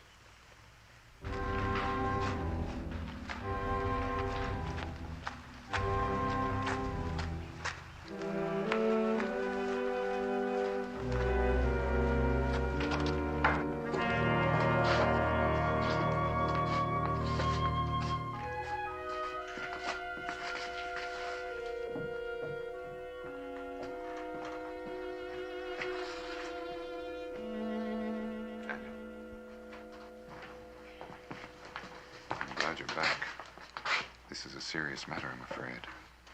I found the lady out on the Cumberland Run, lost, trying to make her way here. Alone, as you can see. Who is she? Her name is Madeline Lorne, the victim of a massacre. There were no survivors unless some of them were carried off prisoner. She doesn't know, not even about her own husband. Where did it happen? Up in the Ohio, about 100 miles from here, a place called Tamarack. That's very close to where our council meeting is to take place. Daniel, it sounds like Raincloud has brought his warriors in spite of your agreement. Yeah. We'll talk about that later. She's in no condition to answer questions now. This is something Becky can attend to. You're gonna be all right now, man.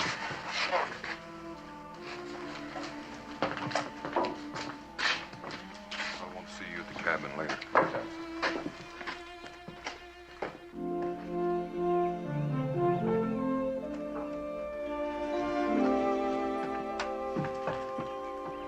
She's in there refreshing herself. And don't you men go plaguing her with questions. She's been through a terrible experience. I wish she had some idea which tribe it was. In the dead of night, how could she? Now that I know the difference in the tribes when I first came to Kentucky. You know, if there were British with them, Daniel. She said only Indians, Captain Ives. Well, there you are, then. It's something the murdering savages thought of them.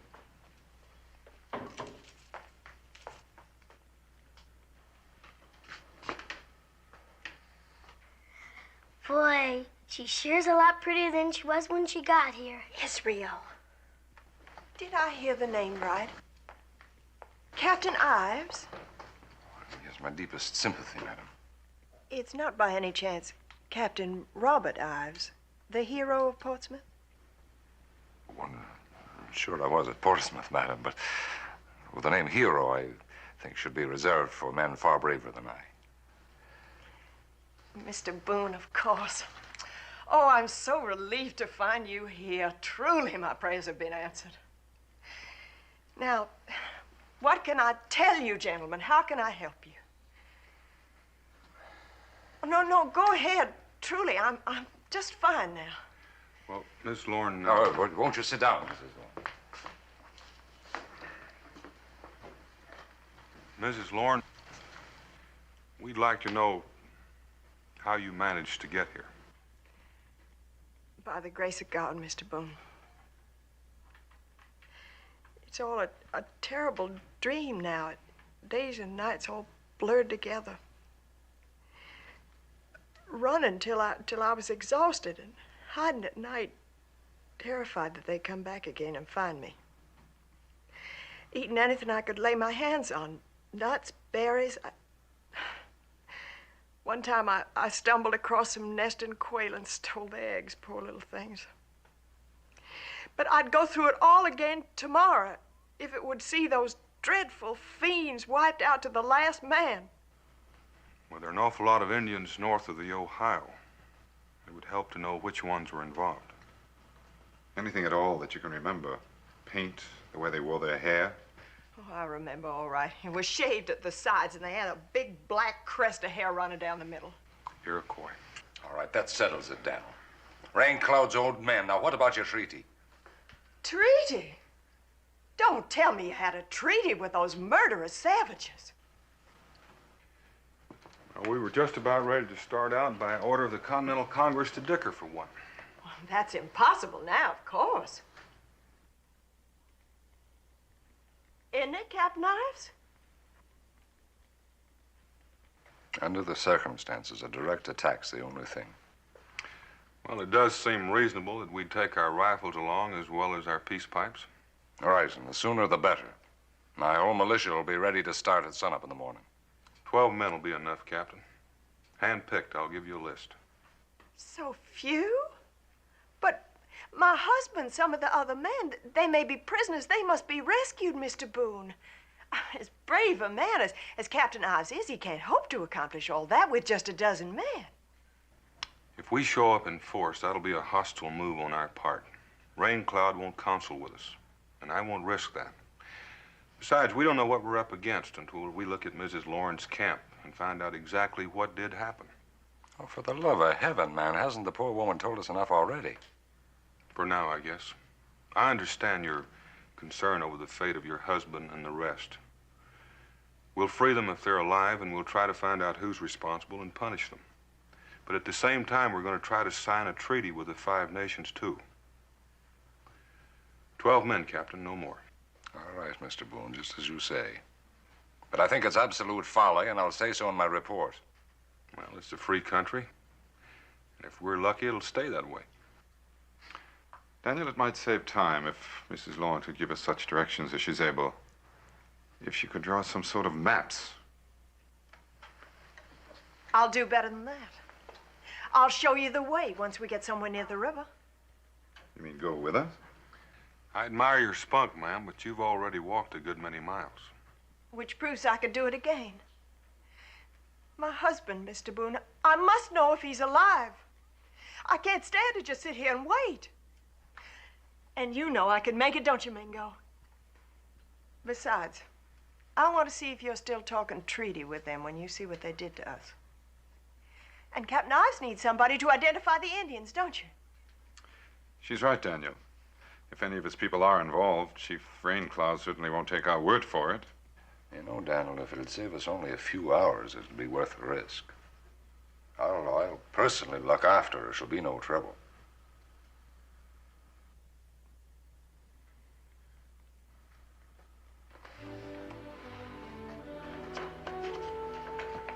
All right. While Cincinnatus is outfitting Captain Ives' men, Rebecca, you'd better take over with this recruit.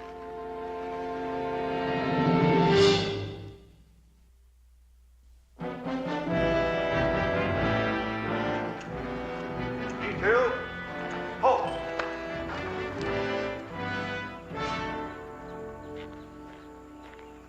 Daniel, ladies. The Cherokee tell me that the trail is clear, at least as far as the West Fork. That's what I'd hoped. If the Five Nations mean peace, there's no point in watching the trail. If they mean war, they'll let us get as close as possible before they show their hand. Well, isn't that a rather risky way of finding out? No better way? No. Everything loaded? Including them presents you ordered for Rain Cloud. Pardon me. Colonel. You are out a pretty penny for all them stores. Well, if the captain and those men can soldier for free, the least I can do is feed them on the march. Yeah, reckon it would seem so. Sure ain't no way to run a business. But if we get a treaty with the Five Nations, maybe it'll perk a trade up some. Well, it might. Tell you what, Daniel. You keep it quiet, and I'll go halvers with you. Well, thank you, Cincinnatus. You keep an eye on things. Don't worry, Daniel. I'll know what to do. Ready when you are, Captain. It'll be just a moment. There's something I want to do. Mrs. Lauren,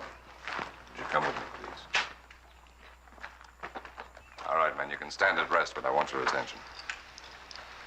Now, you all know that our orders are to proceed directly to a meeting with the chiefs of the Five Nations. And they're to support Mr. Daniel Boone here in his negotiations for a peace treaty with him. Well, the situation is gravely altered. This is Mrs. Madeline Lorne. Mrs. Lorne has reason to believe that her husband and all of her friends have been killed by Indians, very probably the self-same ones we're supposed to be meeting. All right, now, Mrs. Lorne will accompany us as far as the scene of begging your pardon, the massacre. What we find there will determine any further course of action. All right, I want you all to open your ears now. I want the presence of this brave little woman amongst us to be a constant reminder to us all that should we have to engage with the Indians, our duty is clear and plain. There'll be no quarter given and no mercy shown. And that's all I have to say.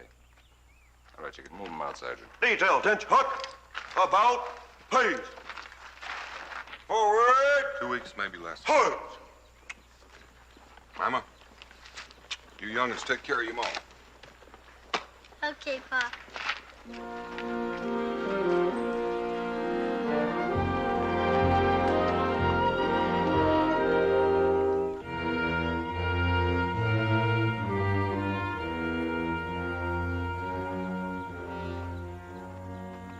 Hustle and bustle, I haven't had a chance to tell you how fortunate we are to have a man of your military experience with us, Captain Ives. You believe me, the good fortune is mine, madam. Maybe it's just female foolishness or intuition, but there is something that's been bothering me. I've heard it said that Mr. Boone tends to favor the Indians whenever possible. Well, you don't think that's true, do you, Captain Ives? Well, maybe a wee bit. It's probably the influence of the Cherokee, you know. Mingo? Yeah, but don't you worry about it. I intend to give them both the full benefit of me best counsel and judgment. That does relieve my mind, but... Detail. Please, Captain, I do want to help, and I must find my husband, but after all your kindness to me, I could never forgive myself if my presence became a source of friction to you. Dear lady, how could your presence be anything but an inspiration to us all?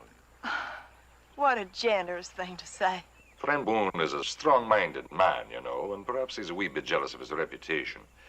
We've had a difference of opinion or two already, but he seems a fair man in his way. Now, don't you worry about a thing. You just put your trust in me, Madeline.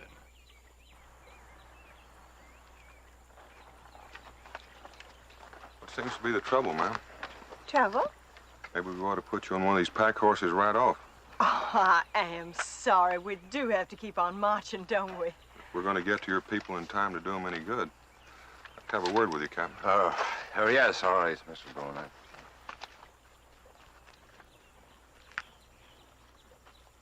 How stupid of me. I seem to be making a nuisance of myself already. Not at all, Mrs. Lorne. In Kentucky, nuisances come in a somewhat different type of package, I assure you. I generally like to stick to my own chores and appreciate the same in others. But you might want to open up your marching order a little. Well, Mr. Boone, I thought that you didn't expect any contact with the hostiles until we got to this side of the West Fork. Well, I don't. Not from the Five Nations, anyway. We don't know that they're hostile yet. And until we do, we'll just keep hoping. But I do know those boys yonder are Kentuckians. And they'd be a sight happier with more room to move around.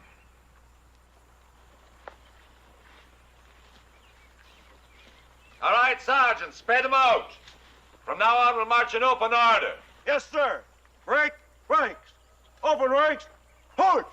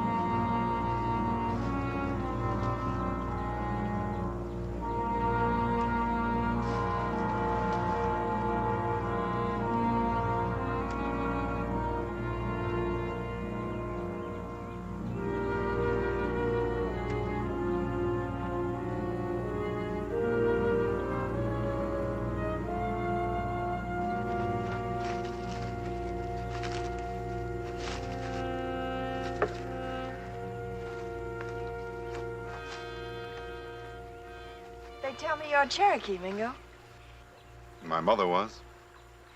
One of the 5 civilized tribes, of course. I should have known when you found me in the woods. Your accent, your manners, the unmistakable traits of a gentleman.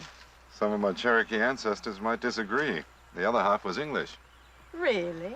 Yes, I was brought up in London and educated there. And then you came back here? Why? Every man has his country. Then what actually are you?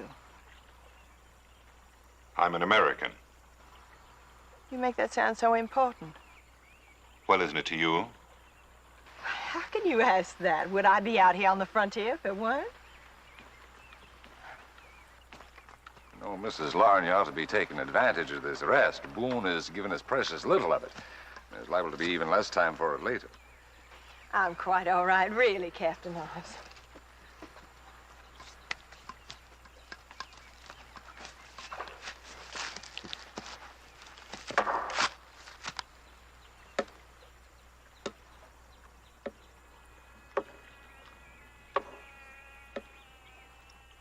Mr. Mingo, if your friend Boone doesn't mistrust Rain Cloud's people every bit as much as I do, then what's he prowling around up there all the time for like a cat, even when we're in friendly territory? I wouldn't do that if I were you, Captain. Well, you wouldn't, would you? Question the great man's motives, is it? Question his infallible judgment. It isn't that. It's just that you're stirring up. I'm doing no such thing. Now, surely my own judgment has some right to respect.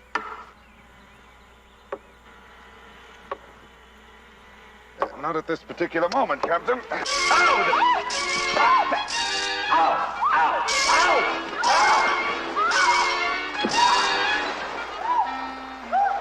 Hey, we haven't got time for a swim. What is this? Some kind of Cherokee custom of yours?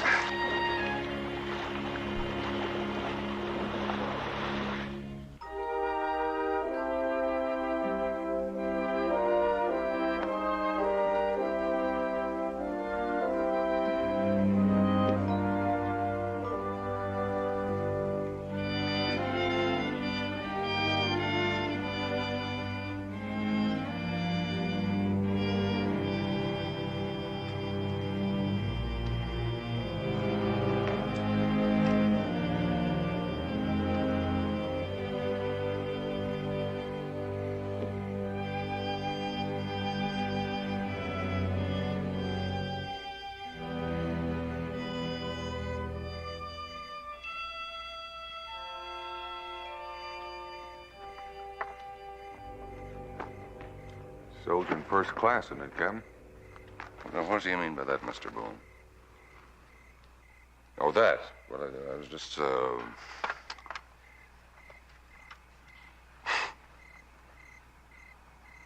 a remarkable woman, Mr. Boone. Mm-hmm. I guess I'd better check the sentries again. I just did. Everything's quiet. Too quiet. The British are bound to know that we aim to see Rain Cloud and what we're after. They probably know when we started and just about where we are. And they haven't tried to stop us. I don't like it. I should think that that would just be more proof that the Indians who massacred Mrs. Lawrence's party belong to Rain Cloud. We won't have proof of anything one way or another until we look over Mrs. Lawrence's camp. Look, Boone, I know how desperately little you want to believe that Rain Cloud's people had anything to do with the massacre. I also know how much the treaty means to you, but confound it, man, the fate of the entire frontier rests in our hands alone right this minute. More likely the fate of the whole country. All right, then all the more reason to face facts, then. Sure, and the British know where we are, what we're doing, and what our mission is. And they also know you're not going to get your treaty. With the 5 nations out in paint, why should the Redcoats bother about us now? Now, the murder and savages will take care of that as soon as we get deep enough into their territories to suit them. If I'd only brought the rest of me militia. Well, now we'd have a fight on our hands for sure. Better turn your men in. We may be just a mite busy in the morning.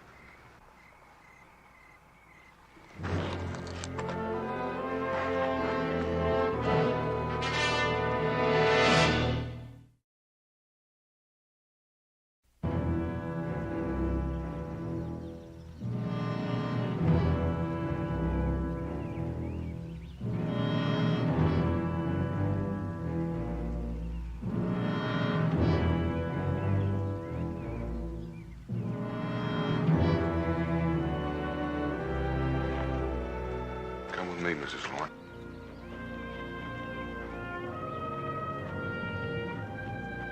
It's the hill we saw back yonder.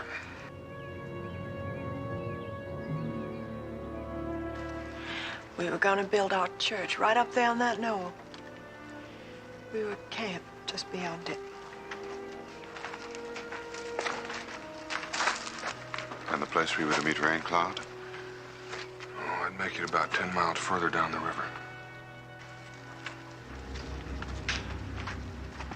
The thing's stirring out there. You know something, Boone? It's just possible they don't know we're here, that they didn't expect us so soon. I hope you're right. You realize what advantage that gives us? We head straight for your council grounds. We can be in position by dark. Now, we've got 15 guns all told. 16. If we hit them hard and without warning, we could wipe them out in a few volleys. All 5 of them, Captain? Rain Cloud and the 4 other chiefs? Surely you can't still expect them to show up alone. Until I see different, I can't. Captain Ives is right, Mr. Boone. I beg you to listen to him. I'm sorry. I know how you must feel, but our orders from Philadelphia... Now, I'm a soldier. I know what our orders are. Now, I've tried my best to cooperate. Can't you have some consideration for this poor woman here?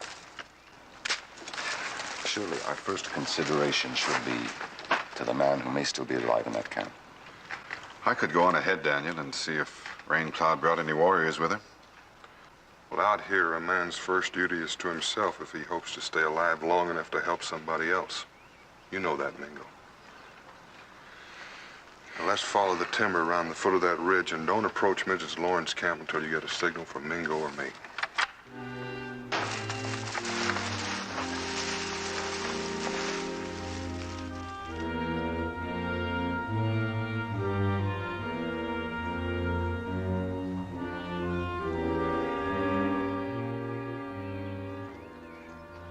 Sure you're all right?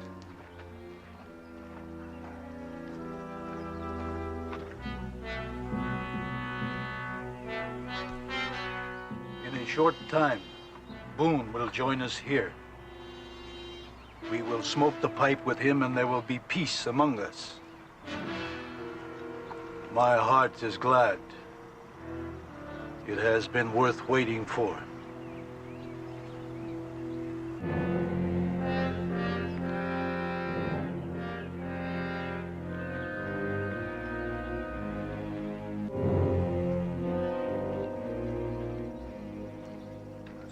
Thorough job. It would be if it were the Iroquois. They probably dumped the bodies in the river so no one could make count. Looks like Mrs. Lorne was a mighty lucky lady. Yes, well, it's something to be grateful for. You were really counting on that treaty with Rain Cloud, weren't you, Daniel? It beats fighting a war nobody could be sure if we could win. Well, now you've seen it, Mr. Boone. Well, it looks like you say, Miss Lorne. We'll attack at once, of course. Well, I'd like to poke around just a little bit more. Oh, go ahead, Mr. Boone. Take your time. Well, just a few minutes. Miss Lorne looks like she could use the rest. I didn't come back here to rest, Mr. Boone. Come on, Mrs. Lorne. Might as well make yourself comfortable while himself makes up his mind.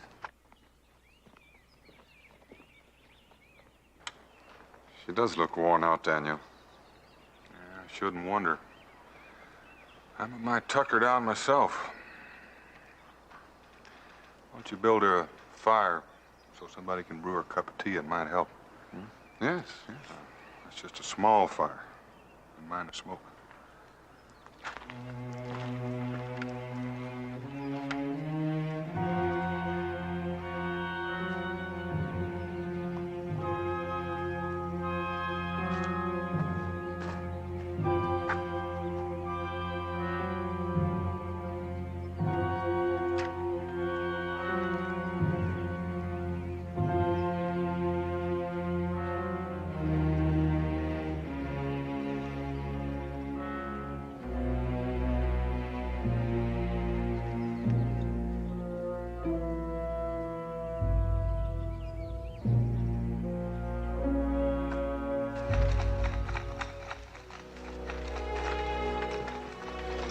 Sorry I kept you waiting, but what I wanted was at the bottom of my pack. He's making us a fire so we can have some tea. Go without smoke, Captain. No danger whatever, I assure you. Well, that's all right with me. But what I've got might be do you a little bit more good. Oh, perhaps just a little. It's Madeira, you know, the finest Momsey in the world. I've been saving it for a special occasion. What a useful trick. Well, it's really quite simple. All one needs is the bow, the drill, and the proper kindling.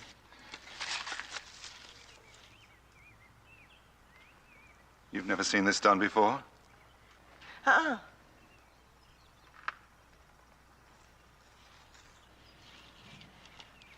What are you looking at me like that for? Oh, admiration, shall we say?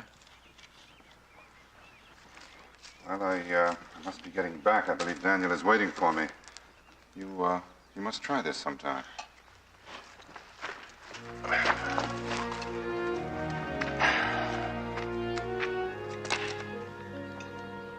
Something wrong?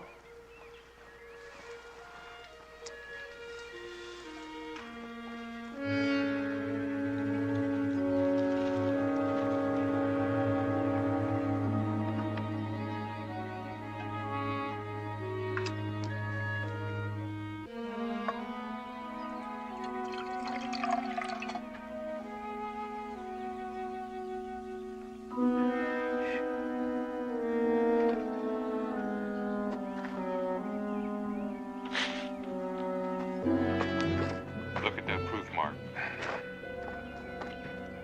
British tall musket. Same model they've passed out to every tribe they've been able to stir up against us. Same model the English issue to their own troops. Are you trying to tell me something? When I first found Madeline Lawn, she had a fire going and was trying to signal for help with it. She didn't even have a knife, let alone a flint and steel. And I just discovered she doesn't know how to use a fire drill. Who built the signal fire for her? That is an interesting question. Are you feeling any better now? No, a little faint.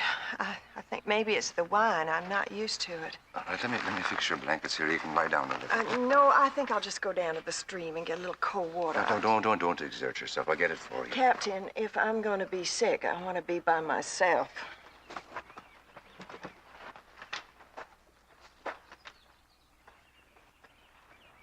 Yes, when she told us what she lived on. Nuts, berries, even quail eggs. A rather curious diet and hardly in season all at the same time. What do you make of all this, Daniel? Well, a British musket could have gotten here any number of ways. They could have carried off their dead as well as their prisoners. Take a look at this. It's funny how little things always trip a feller up. Salt. Plain old ordinary table salt. The most valuable and scarce item on the frontier. You think an Iroquois would overlook that? Not very likely. And it's like everything else Mrs. Lorne has told us. Her husband, her friends, the massacre. I think the British fixed up this camp so we'd believe her story. And attack Raincloud instead of making peace with her. We'd best get back to Captain Ives before she tricks him into marching on his own. Well, we'd better make our own story watertight first. Captain Ives is pretty far gone. He might be a difficult fellow to convince. That's true.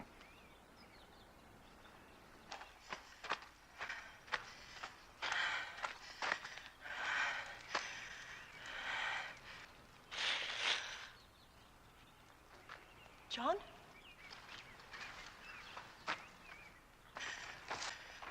What's wrong? Why aren't they moving? That Daniel Boone. I think he suspects me.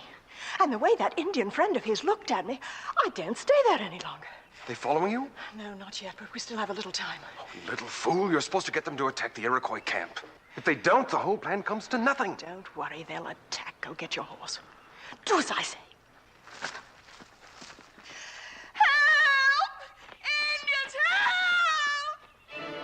Turn out! Turn out! Good girl, that should do it. I'll let them pass and move my troops in behind. Right. All they have to do is kill one chief. And we've done what we've been sent to do. Hang on. All right, we're heading straight for the Indian camp. Now, you watch out for Mrs. Lorne, but you shoot the first Indian you see.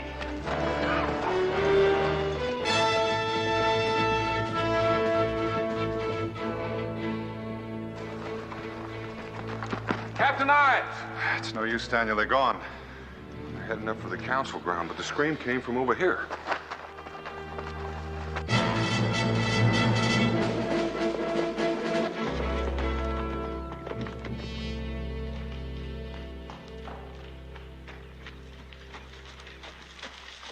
My sister's done it. The Americans are on their way to attack Rain Cloud. Good news, sir.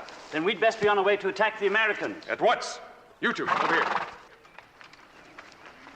Escort Miss Lorne back to the post. See to it she has anything she needs. A bath and a fresh change sound good for a starter. Oh, heavenly. Then a banquet, complete to champagne. I'll join you shortly. This won't take long. Go to the ranks.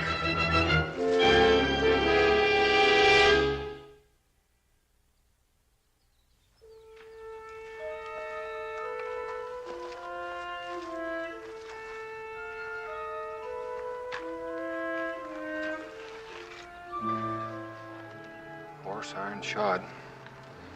Carrying double from here on. No Indian was riding him.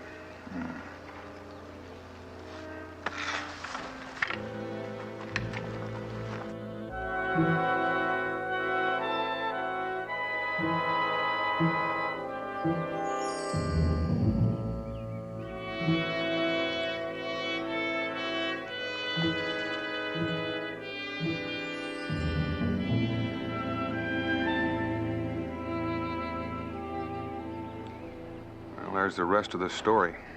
That part I can believe. They have Captain Ives and his men trapped between them and the Iroquois camp. There was some way to get to Ives before he shoots himself an Indian. Mingo, you feel like tackling some pretty long odds? With you, are there any other kind? What I have in mind should work for one of us. Let's try for that patch of trees over there. They'll have to pass through it directly.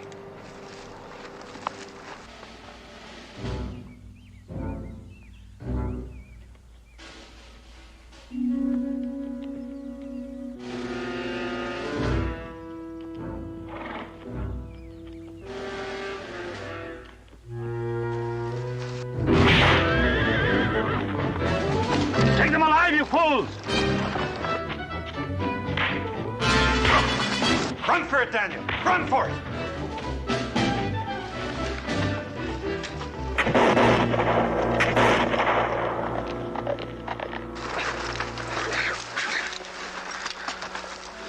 Well, Boone's Cherokee. Take him back to the post. And if you let him escape, it'll cost your lives. Form ranks and follow me. Form ranks!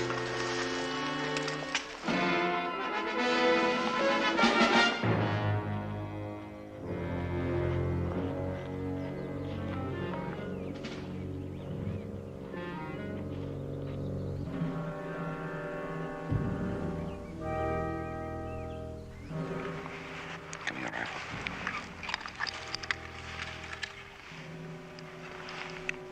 I fire this, that'll be the signal. All right, go.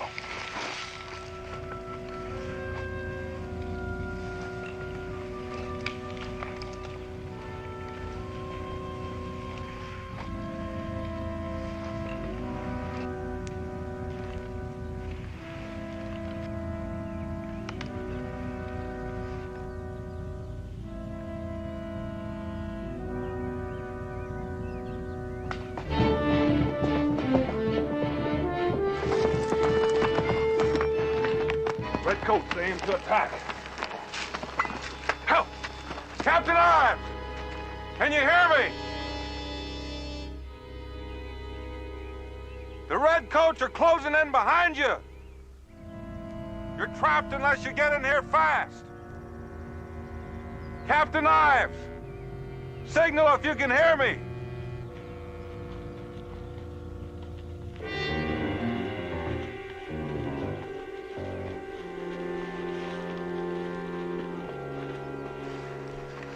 This is the way a friend comes in peace. Many men, many guns. The British lied to us. They accused your warriors of burning out a camp of settlers up the valley. Not settlers' camp. Redcoat make it, then burn it. We think because it was not to their liking. Well, it was to their liking, all right.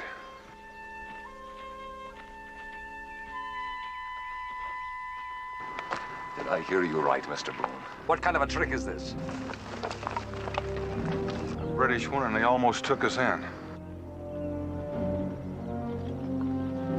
Boys, here they come! All right, spread out, men!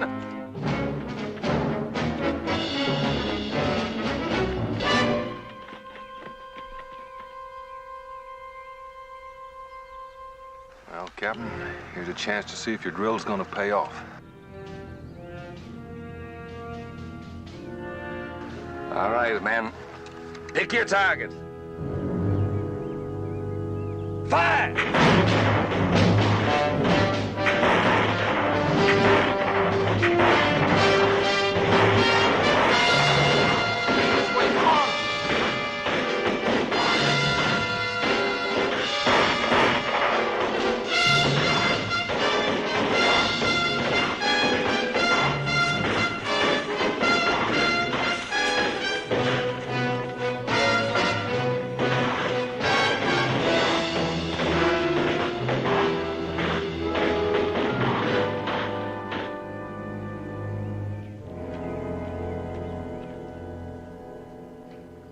Oh, come now, Mingo.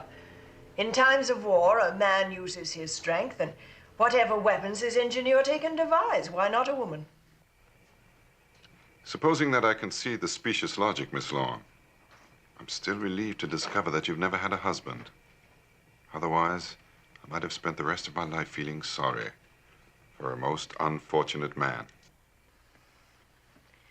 Let me remind you, my half-English, half-Cherokee friend, that you're a British prisoner, and the penalty for treason is death.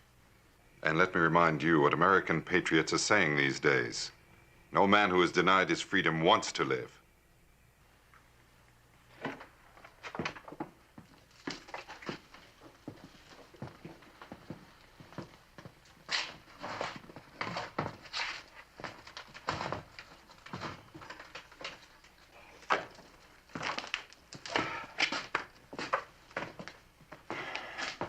Mr. Mingo. Captain? Neighborly of you to wait for us. There for a while, I kind of thought we were going to let you down. For a while, I thought you had. Well, Captain, seeing as how you're in command and it's kind of your celebration, why don't you sit at the head of the table? I'll sit here. Well, thank you very much, Mr. Boone.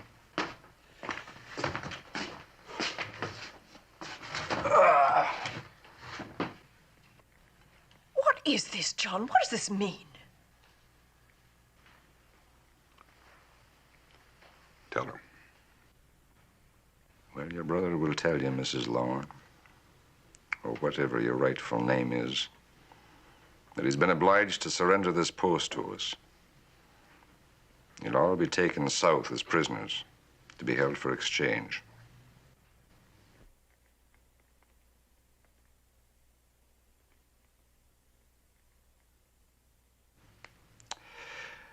Now, if you'll excuse me, Sergeant. Yes, sir. If they're ready in the kitchen, I think you can tell them to commence serving.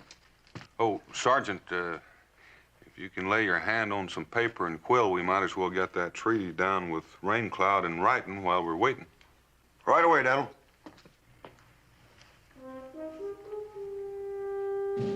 A great man once said, Miss Lawn, that to free another is the first step in freeing oneself.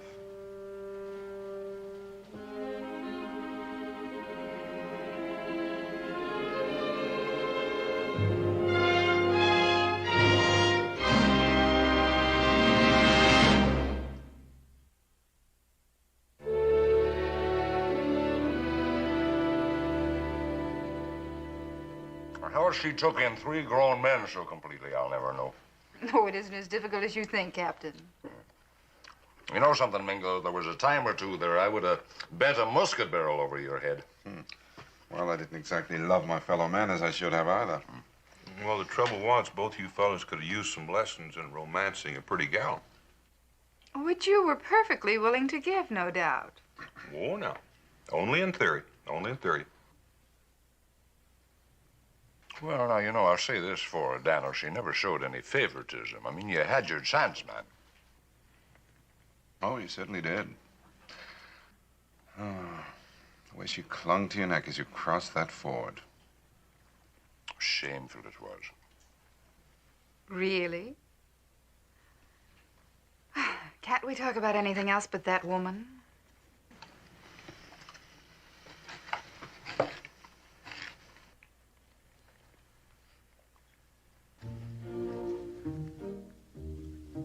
Mima, aren't you doing something different with your hair? She thinks it makes her look like that Mrs. Lauren. Israel. Oh, well, sure, now I can see that. There's a kind of a similarity in style there, you know? Very flattering, Mima. Do you really think so, Captain Ives? That I do. Although you might, make a deeper wave on the right side, perhaps. Maybe a little wisp sort of peeping out the... Must we, gentlemen, please? All right. We won't mention her again. Agreed? Agreed.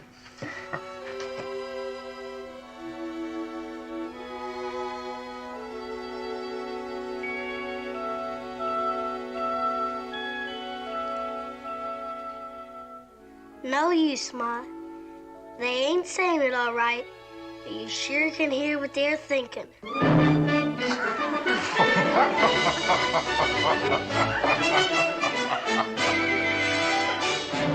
As a big man, with an eye like an eagle and as tall as a mountain was he.